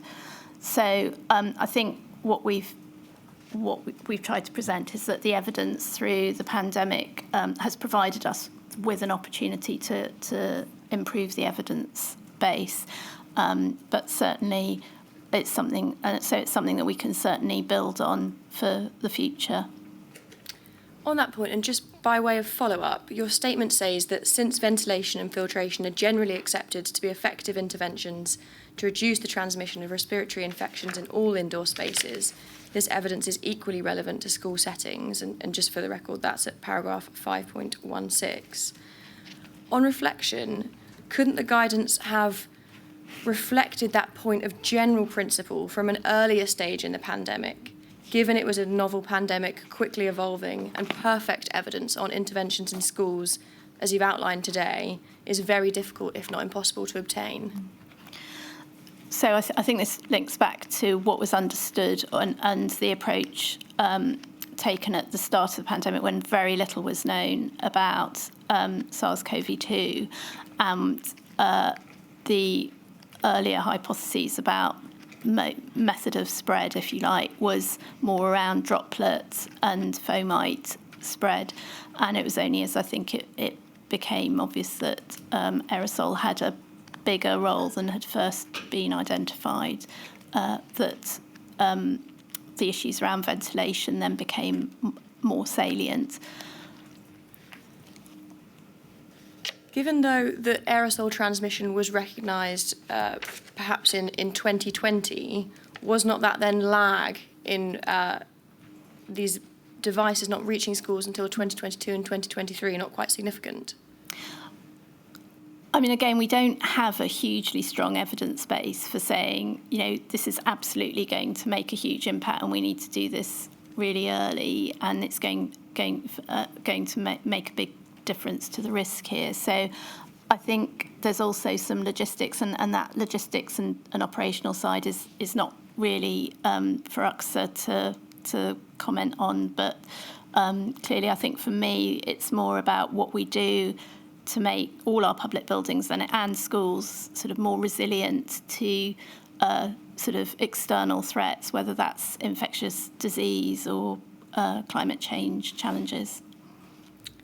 I think that's my time. Thank you. Thank you, Ms Peacock. Mr Douglas, who's just there? I'm afraid to say it's me. Oh, Mr Wagner, I'm so sorry. Yeah, no, it's fine. It's just disappointment for everyone. Good morning. My name's Adam Wagner and I act on behalf of clinically vulnerable families. I want to ask you first, Dr. Arora, about the DFE's system of controls, which you referred to in your statement. I want to ask you about the guidance in July 2020. It's a INQ 000648-028, please. Now, You just referred to it with Ms. Peacock, and you said earlier in your evidence that if you go back to the start of the pandemic, what we knew about the virus at the time, there was a stronger focus on droplet spread and less so on aerosol spread, and therefore a strong focus on the measures that you would normally apply in that case. Just going to page 6 of this document, please. I'm sorry, page 5. And you can see there, if we can just get that box on the second half of the page, it says system of controls. I'm sure you're familiar with these, but you can see there, these are the prevention actions which the school must take. So the mandatory actions, says there, minimise contact with individuals who are unwell, clean hands thoroughly, ensure good respiratory hygiene and promoting catch it, bin it, kill it approach, introduce enhanced cleaning, including cleaning frequently, touch surfaces often, using standard products such as detergents and bleach, minimise contact between individuals, maintain social distancing, and where necessary, where appropriate, PPE. So those are the mandatory controls. Would you accept that in July 2020, that system of controls was unlikely to have a significant effect against an airborne virus like COVID-19?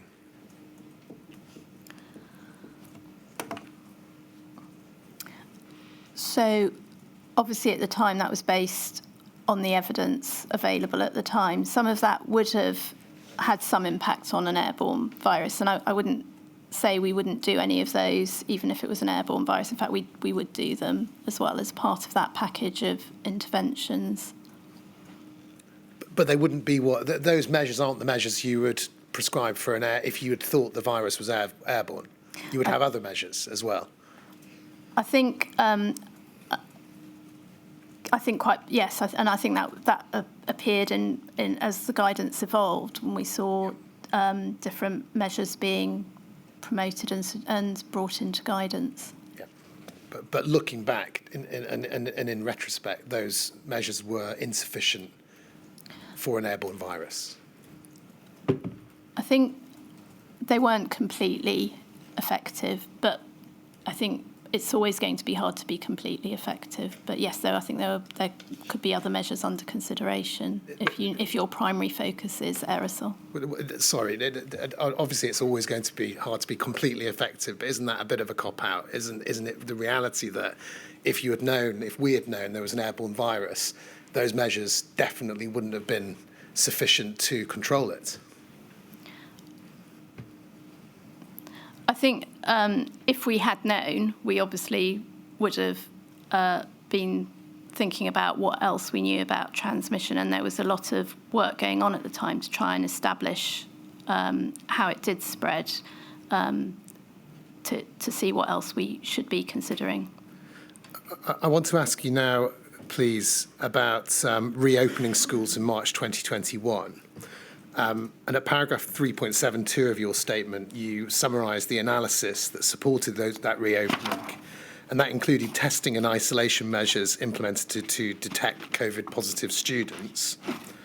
And at that point, the isolation period for children was reduced to 3 days. Do you agree that by reducing that isolation period, as well as restricting testing unless advised by a healthcare professional, that meant infectious children were likely to be returning to classrooms? I think by then we also knew much more about the infectious period and viral shedding. And so again, I think it's a judgment here about balance of risk versus benefit and minimising school absence whilst at the same time taking adequate precautions that reduce the level of risk of further infections and transmission. So again, that would have been based on the best evidence available at the time. Well, I mean, it's always balancing risk is always important, but don't you agree that by reducing the period to 3 days and reducing the need for testing, you're going to be making it more likely that infectious children are going to be in the classrooms?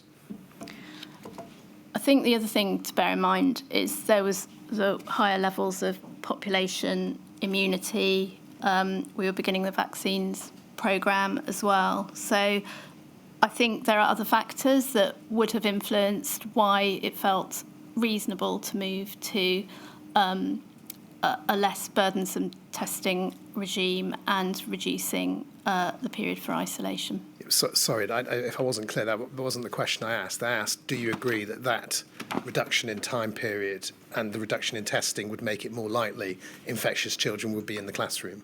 I mean, I can't really comment on that because I haven't seen the detailed data and evidence that led to that conclusion, but the process would have been that would have been based on the data and evidence available at the time and gone through proper processes and scrutiny.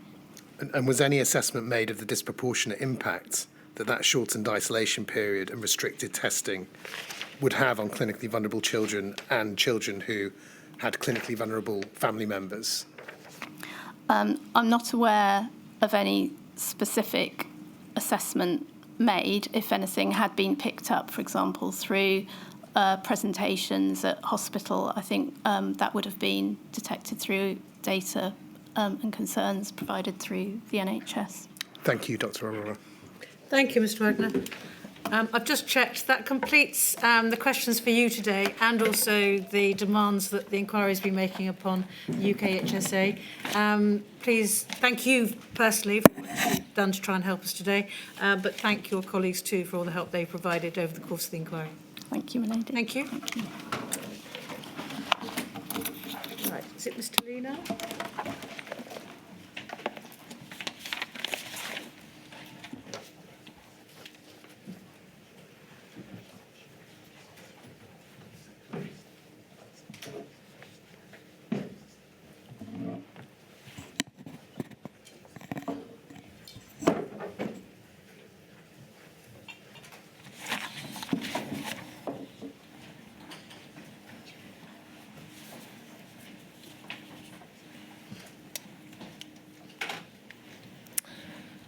My lady, may I please call Miss Caroline Willow?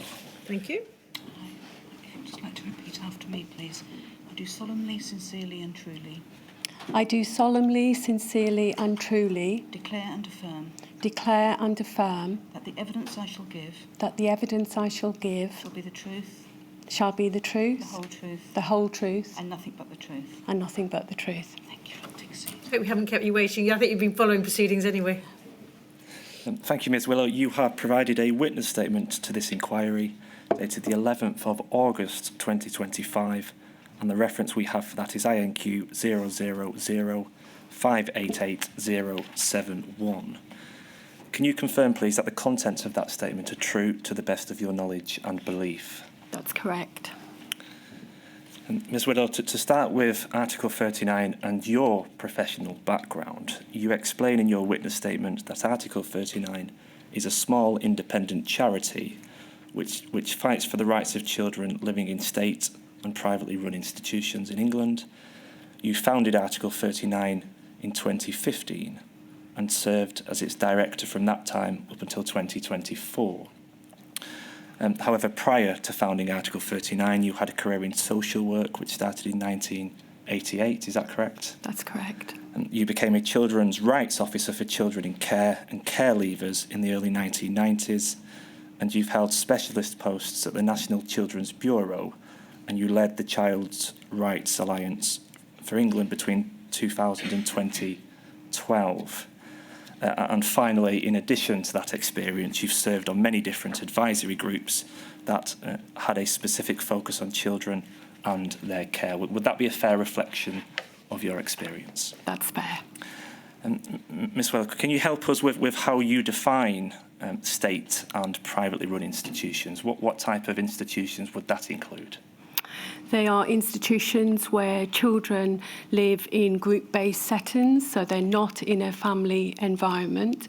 They include children's homes, supported accommodation for children in care aged 16 and 17, mental health units and prisons.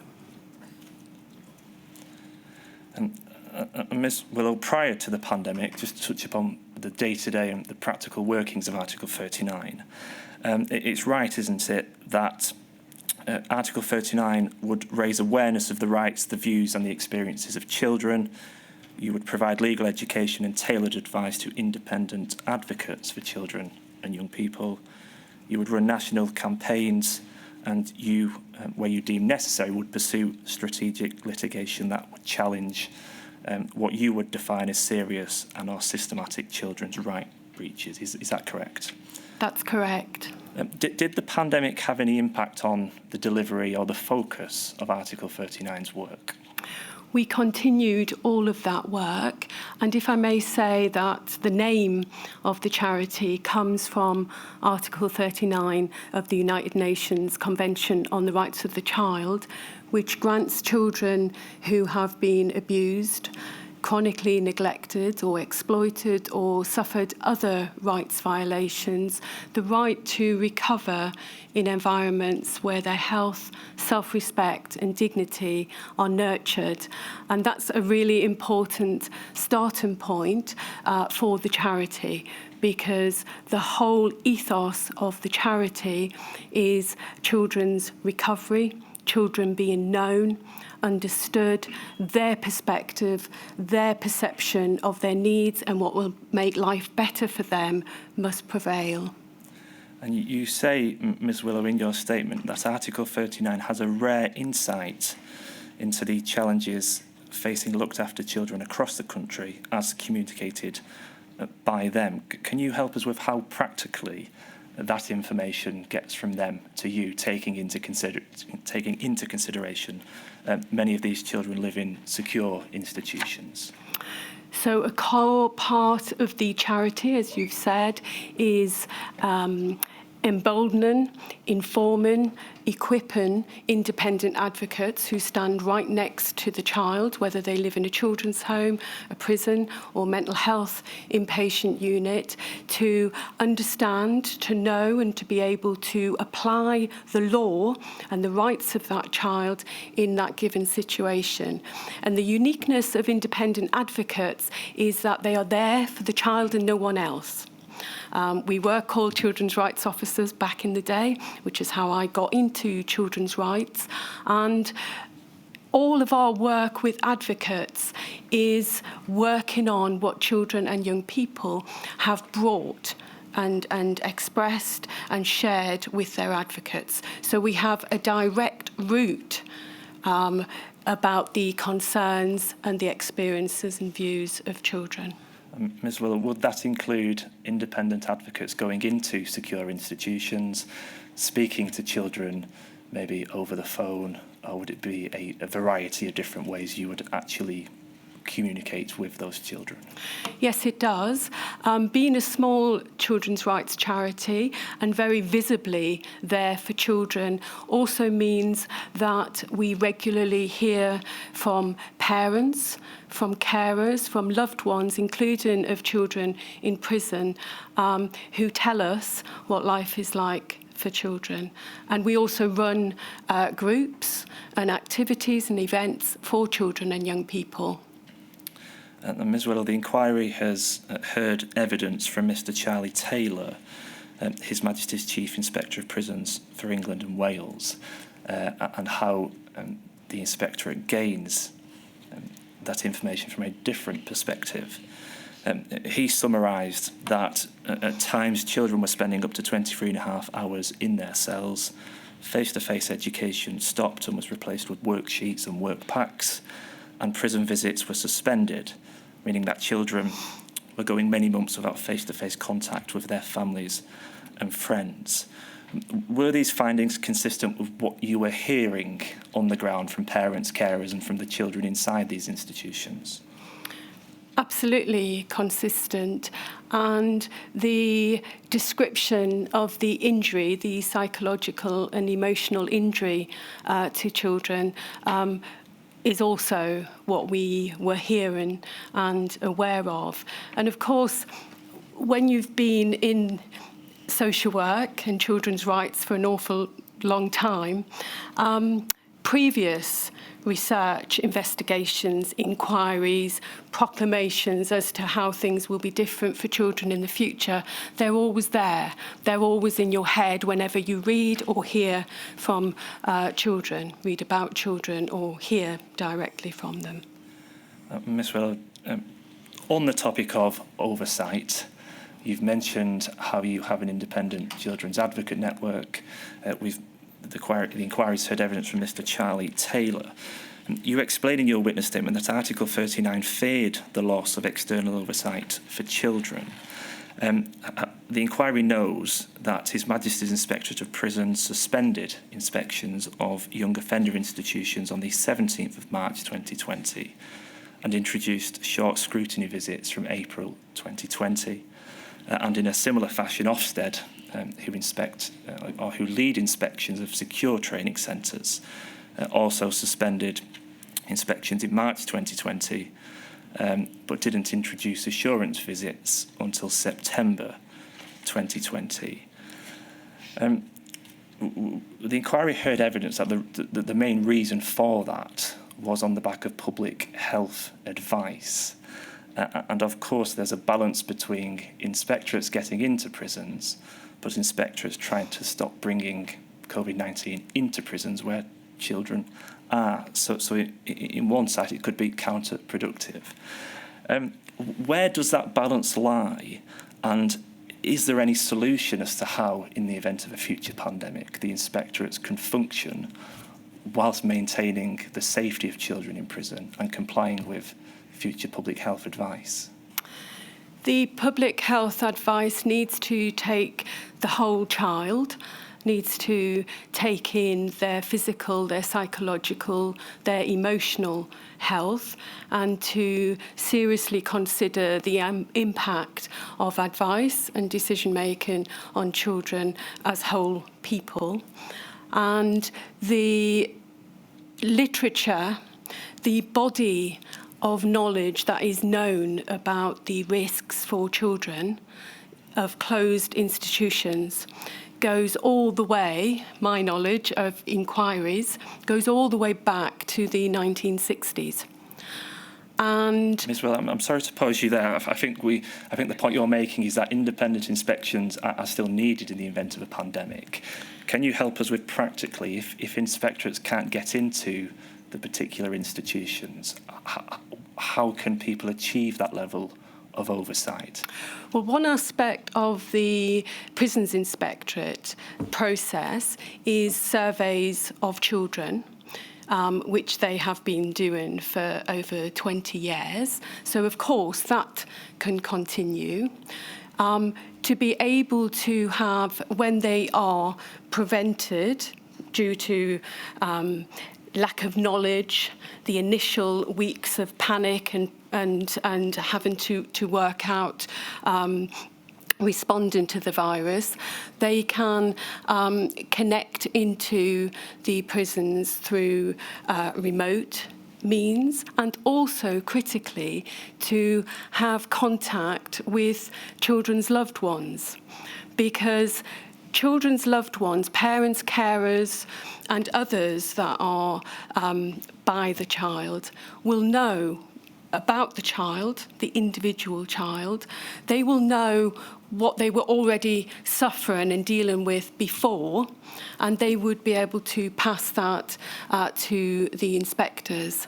However, it has to be an imperative that the inspectors get in there, and that has to be the headline task for those giving advice to government, because of the knowledge of the risk of closed institutions developing punitive, coercive cultures. There is decades of evidence of the risk and the injury caused to children when there isn't an external oversight. And it's not just that an external oversight exists, it's also that it is seen to exist. And Ms. Weller, just so I'm clear before we move on to the next topic, is your evidence that the balance between managing the risk of potentially bringing the virus into the prisons, but then inspectorates not getting into the prisons because of the potential risk of regimes and what's happening, is your evidence that balance would fall in favour of inspectorates getting into prisons? Absolutely. Children have taken their own lives because of abuse in prisons. children have suffered horrendously from self-harm because of abuse in prisons. And that information is known. And that has to be part of the reckoning as to what are we going to do in this scenario to make sure that we can do our absolute best to prevent harms to children. Ms Willow, remaining in the pandemic times of the prison system and the youth justice system, I want to now ask you about the process by which the changes were made to the regimes. The inquiry has also heard evidence that the temporary regime restrictions were applied across the adult and the youth estate from the 24th of March 2020. But we then know that amendments were made in May and July of that year to the Prison and Young Offender Institution Rules 2000 and the Secure Trading Centre Rules 1998. And the purpose of that was to reflect in legislation the current operational situation of the temporary restricted regime that had already been implemented, as we know, within the different children's prisons. And I want to ask you about your views as to the process those changes were made, because you explain in your statement that in July 2020, Article 39 made a freedom of information request for the child rights and equality impact assessments undertaken before the government made the amendments. Could you outline your headline concerns as to why you wanted that and why you felt it was important? These were very substantial and serious changes to legal protections for extremely vulnerable children. Over half of children who are in prison and were in prison at March 2020 had been in care. A third were disabled, and many had health conditions and needs that required the best of protection and care during the pandemic. So the context is that these are highly vulnerable children. If you are going to take away legal protections that are there, because we know children can just about survive prison by seeing their mum or their grandma or their dad, that children can just about survive prison by having something to do and not being stuck in a cell the size of a small bathroom for 20, 22, 23 hours a day, then if you are going to take that away, then you have to follow a robust, rigorous process. Otherwise, all the child protection legislation we have in place, all of the procedures, all of these systems we have in place count for very little. And that freedom of information request was systematically going through. Did you seek advice from the Children's Commissioner? Did you carry out a children's rights impact assessment? Did you inform children? Did you inform their parents and loved ones, and so on? And that was to hold the Ministry of Justice to account. This is what you are meant to be doing if what you say in paper, and there's an awful lot of paper surrounding child prisons, is correct and is to be believed. Ms Willow, I was going to move on to ask you a question that what the Ministry of Justice or the government may say is that given the situation they found themselves to be in, which we'll hear more about this afternoon, that irrespective of a child rights impact assessment, the amendments would have needed to change in any event. And I was going to ask you, well, what purpose would the child rights impact assessment have served? But is your evidence that it was just simply hold the government to account to make sure that they were considering impact? Much more than that. Could you expand on that, please? If those processes had been followed, hopefully they would get a series of responses which in Technicolor remind them that these are highly vulnerable children and you cannot amend the law which will legitimise treatment and arrangements that will cause great injury, psychological, emotional, physical injury to children. Ms Weller, and I want to move on to government understanding, and if we can have on screen, please, INQ 0005-88042. This is a witness statement from Lucy Fraser, King's Counsel, the former Minister of State for Justice responsible for prisons and probation. We can see at paragraph 271 that the statement says, as throughout the pandemic, operational decisions were taken which considered the needs of children and the particular impact of restrictions on them. Did you feel, from what you know and what you were hearing on the ground, that the government did in fact give sufficient consideration and weight to children's rights in decision making during the pandemic? There was no evidence of that. And if we focus specifically on the pandemic and what was happening in prisons during the pandemic, what was Article 39 doing to try to help to promote and protect the rights of children? You've given us one example where you were writing to the Ministry of Justice asking for impact assessments. Was there anything else you were doing with government to say this has to change? We coordinated a joint letter which was sent to government on the 18th of March 2020 to call for children who could be safely released into the community for that to happen.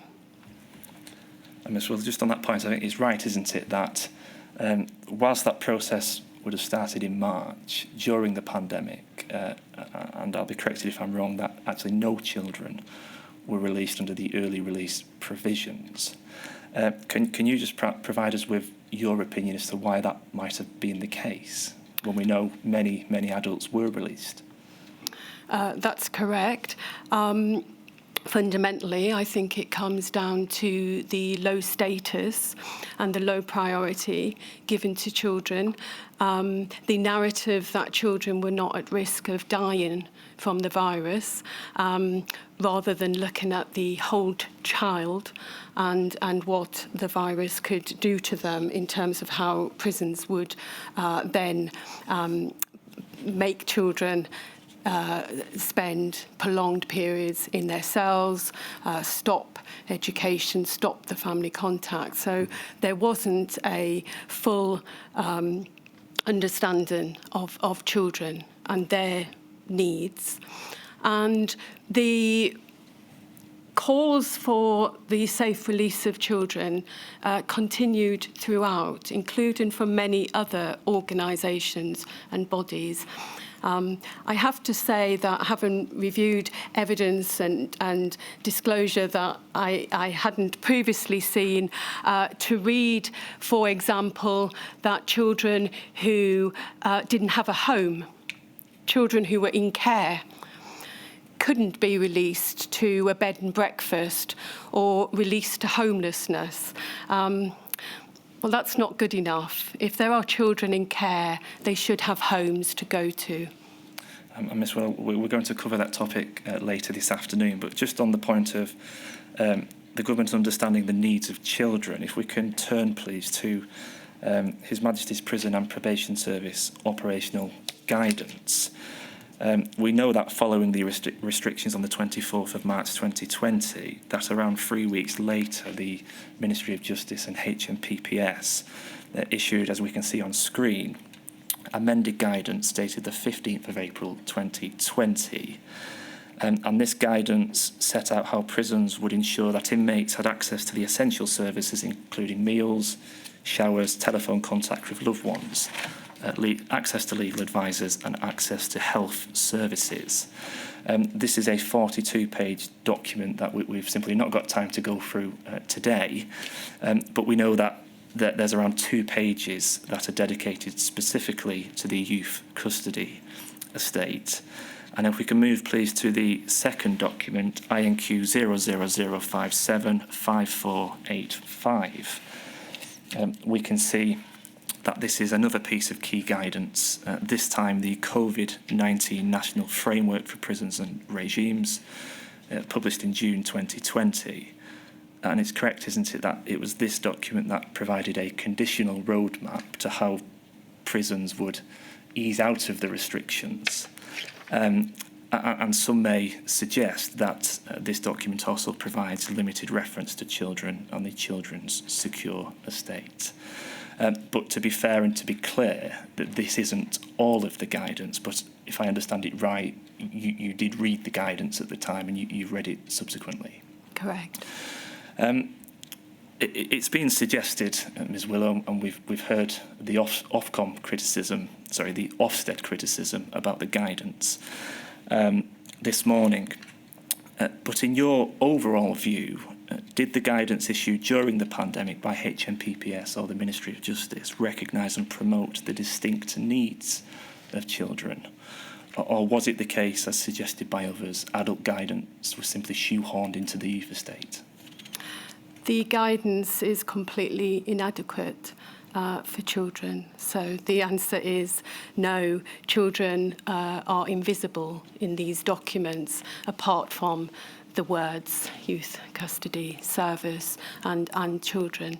There's no tangible, practical, standalone. And why are children in the same documents in any case when there is meant to be a separate secure estate for children? Ms. Willow, if we can now turn to secure children's homes, please. If we can have on screen INQ 0005 88111. We can see paragraph 724. This is a witness statement from Mr. Matthew Coffey, provided on behalf of Ofsted. And we can see in his statement that he says that children in secure children's homes received a much better offer. Although the initial period of lockdown was crisis management, in a very short time, secure children's homes generally got to grips with the restriction requirements. They applied a child-centre approach, resulting in children, for the most part, having a normal routine, including attending education. Is this something that Article 39 recognised during the pandemic from speaking to children? Absolutely. Secure children's homes are part of local authority children's services. They follow the same law, standards, regulations as children's homes in the community. They are child establishments. They are staffed by multidisciplinary teams that are there for children. They are in every respect possible, different from prisons. And just because we say child prisons, because it has child in front of it, make no mistake, child prisons are prisons.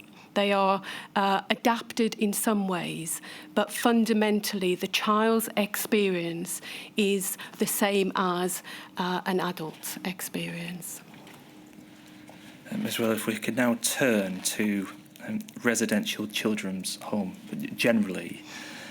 Can you help us please with how many people in how many children in March 2020 were living in children's homes? Just under 7,000 children. And we will return to residential children's homes, but I want now to move on to the amendments to social care regulations, to ask about the context behind those before we return to the particular impact those amendments had on residential children's homes. We know that one of the main changes to the provision of social care was introduced via the Adoption and Children Coronavirus Amendment Regulations 2020. At a very high level, can you please just explain what the government was proposing to change in March and April 2020?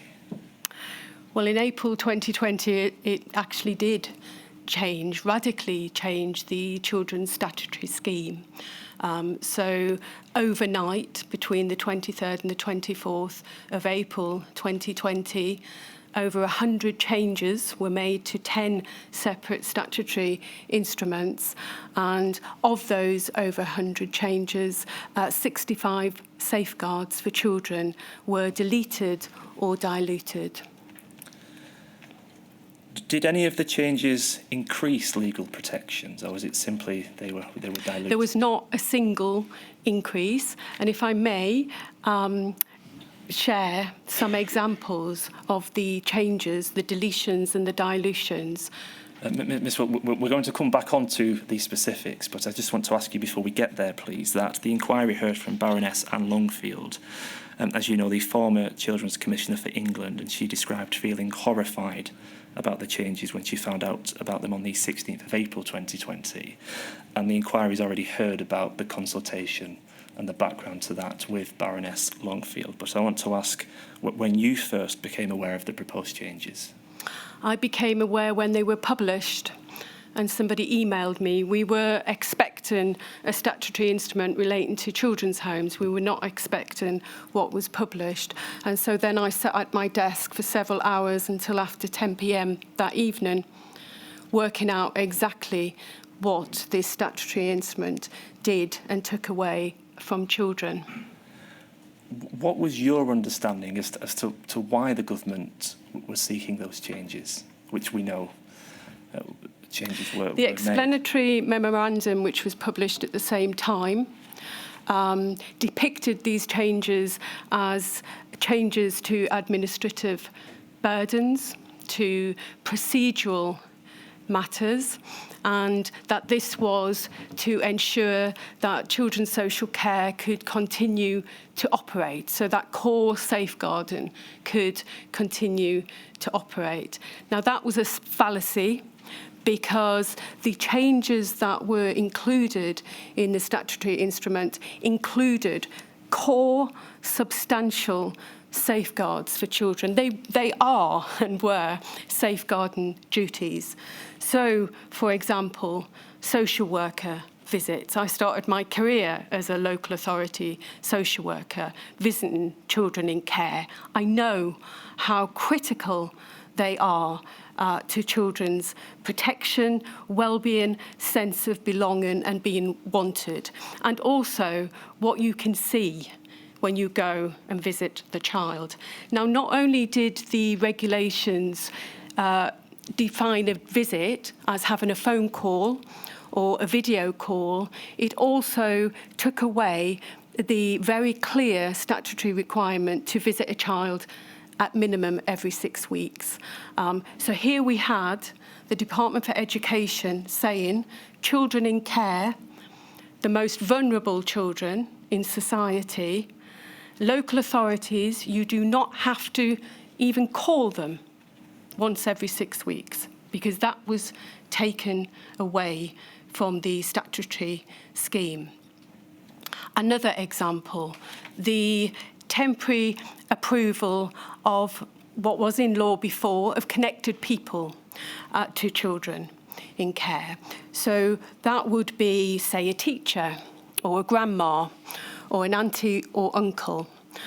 There was provision already in the law that a full assessment of those people didn't have to happen for 16 weeks if the local authority was satisfied that, broadly speaking, it was suitable. For connected people, it's obvious why. It would be people that the child already knew, that already knew the child. So another of the changes was to extend that to 24 weeks and to say the connected person aspect does not apply. So this can be anyone. And there was already provision in the law for a nominated officer to increase that to another 8 weeks. So here you had 32 weeks where a child could be placed with somebody that doesn't know them, that they don't know, for 32 weeks. And another removal was to dispense with the nominated officer's approval if a child was sent out of their area. Now, all of these safeguards are in law because things have gone wrong. And things are known to have gone wrong for children. That is why the out-of-area approval, for example, because social work knows that children who are sent out of area are much more vulnerable than children who are in their local authority. Ms. Well, just on that point, the inquiry heard that Baroness Longfield concluded in her evidence that there wasn't an understanding about the level of risk to some children were living with day to day. In your view, was there a disconnect between policymakers and what was actually happening on the ground? I don't believe they had any understanding. And actually the Court of Appeal and the High Court share that, maybe not in the same short assessment that I'm given, as to the magnitude of the statutory scheme taken together and the individual safeguards. Remember the characterisation of these individual safeguards, and what the Minister, Vicky Ford, was told in her briefing is that these are minor burdens, procedural. Now, if you are a minister who's been in post for about a month and you get a briefing from civil servants that tell you these are minor, these are burdens, these are procedural, and Minister, we have to do this in order to save children's social care generally, then unless you come with a whole load of experience of children in care, with a professional background, then you're likely to give your approval, which of course she did. Ms Will, can you help us with this, please? We know the amendment regulations came into force on the 24th of April 2020. Were they time limited until the 25th of September 2020? That was what the statutory instrument said, but there had been government statement elsewhere that they may be used as a testing ground to see whether these minor burdens could be done without in the longer term. Also, it was tied to the Coronavirus Act, so it was very probable from our perspective and many other children's rights advocates that these changes could continue in the longer term. We know that Article 39 started legal proceedings to challenge the amendment regulations soon after they came into force. Did you bring your concerns to the attention of the government before the legal action? Well, the pre-action protocol sets that out, of course, the letter that goes to government. On the day the statutory instrument was published, our website set out in detail that evening the consequences for children of this change to the statutory scheme, and we also made any noise we could in the media. Article 39 is a charity that is known by the Department for Education. They watch and would have been well aware even before that pre-action protocol letter, and it was published in the sector press also. And there was lots of social media coverage, including, of course, from the Association of Directors of Children's Services, Local Government Association, the network of principal social workers who confirmed that they were not aware of the full magnitude of what the Department for Education had pushed through. Ms Willow, we know that the government's position, certainly at that time, was that the changes were needed because, as you've already alluded to, they were described as administrative burdens and minor changes. And you've also alluded to the fact of fears of staffing issues and that the danger of the pandemic would have led, if the changes weren't made, to children and their care almost being non-existent. Is it your evidence that, in terms of the government's balancing act between staffing issues and risk, the issue was that the government didn't actually or properly understand the risk and the practical consequences of what the amendments were about to achieve? They didn't properly understand what they were doing. This also came after several years of other attempts by government, including through legislation, to relax inverted commas, safeguards, and to give local authorities more flexibility, inverted commas. So they didn't understand these safeguards. They were in a mindset of deregulation, that local authorities are overburdened, their words, not mine, overburdened with duties towards highly vulnerable children, and they needed to have leeway and freedom to change their practice. So that was pre-COVID.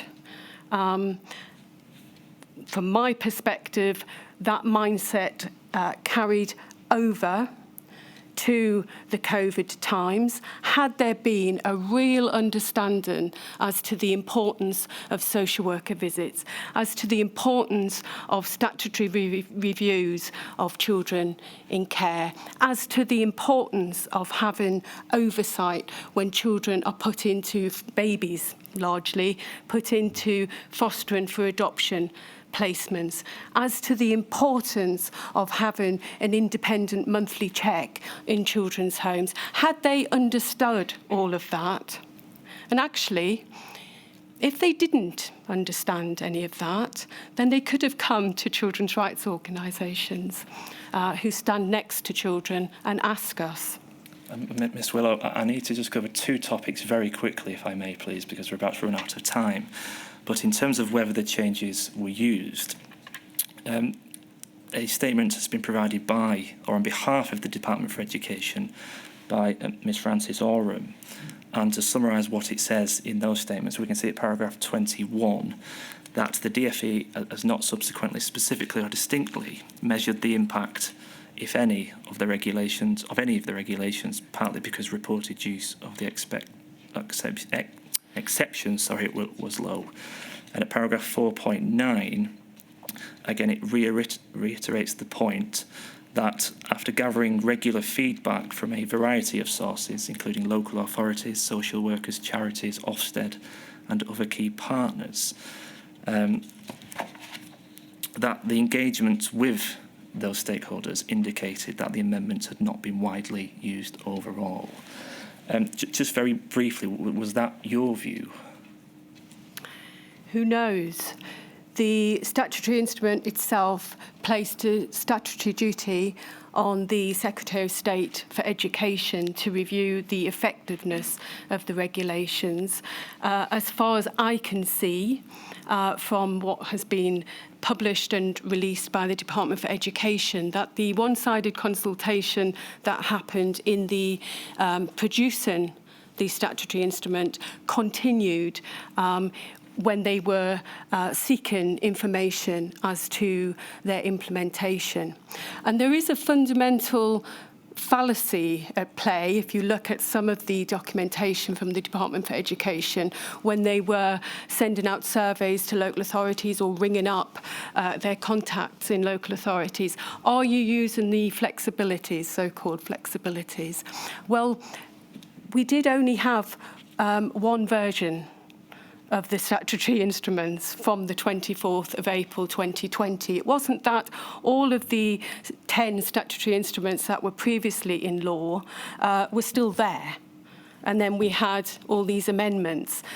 The statutory instrument had fundamentally changed the statutory scheme for children. So asking local authorities, are you still with the old law?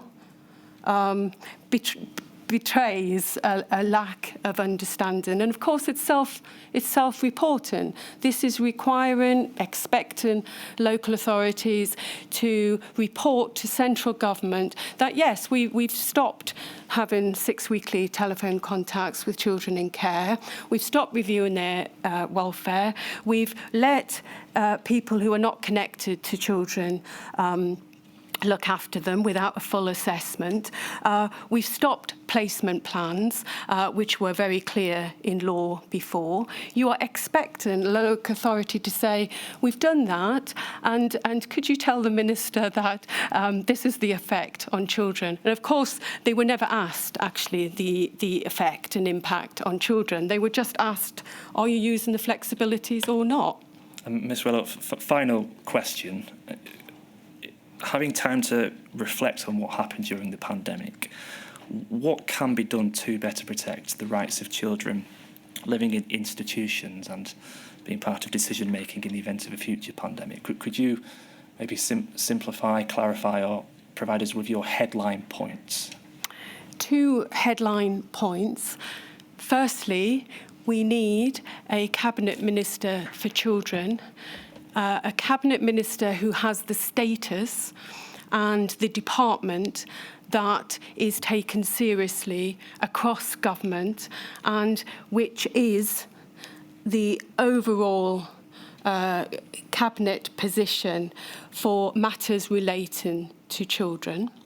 And secondly, in order to make sure that children are not put to the side, in order to make sure their needs, their perspectives, their rights are properly considered at all levels of government and are taken seriously, we need the United Nations Convention on the Rights of the Child to be made fully part of our domestic law.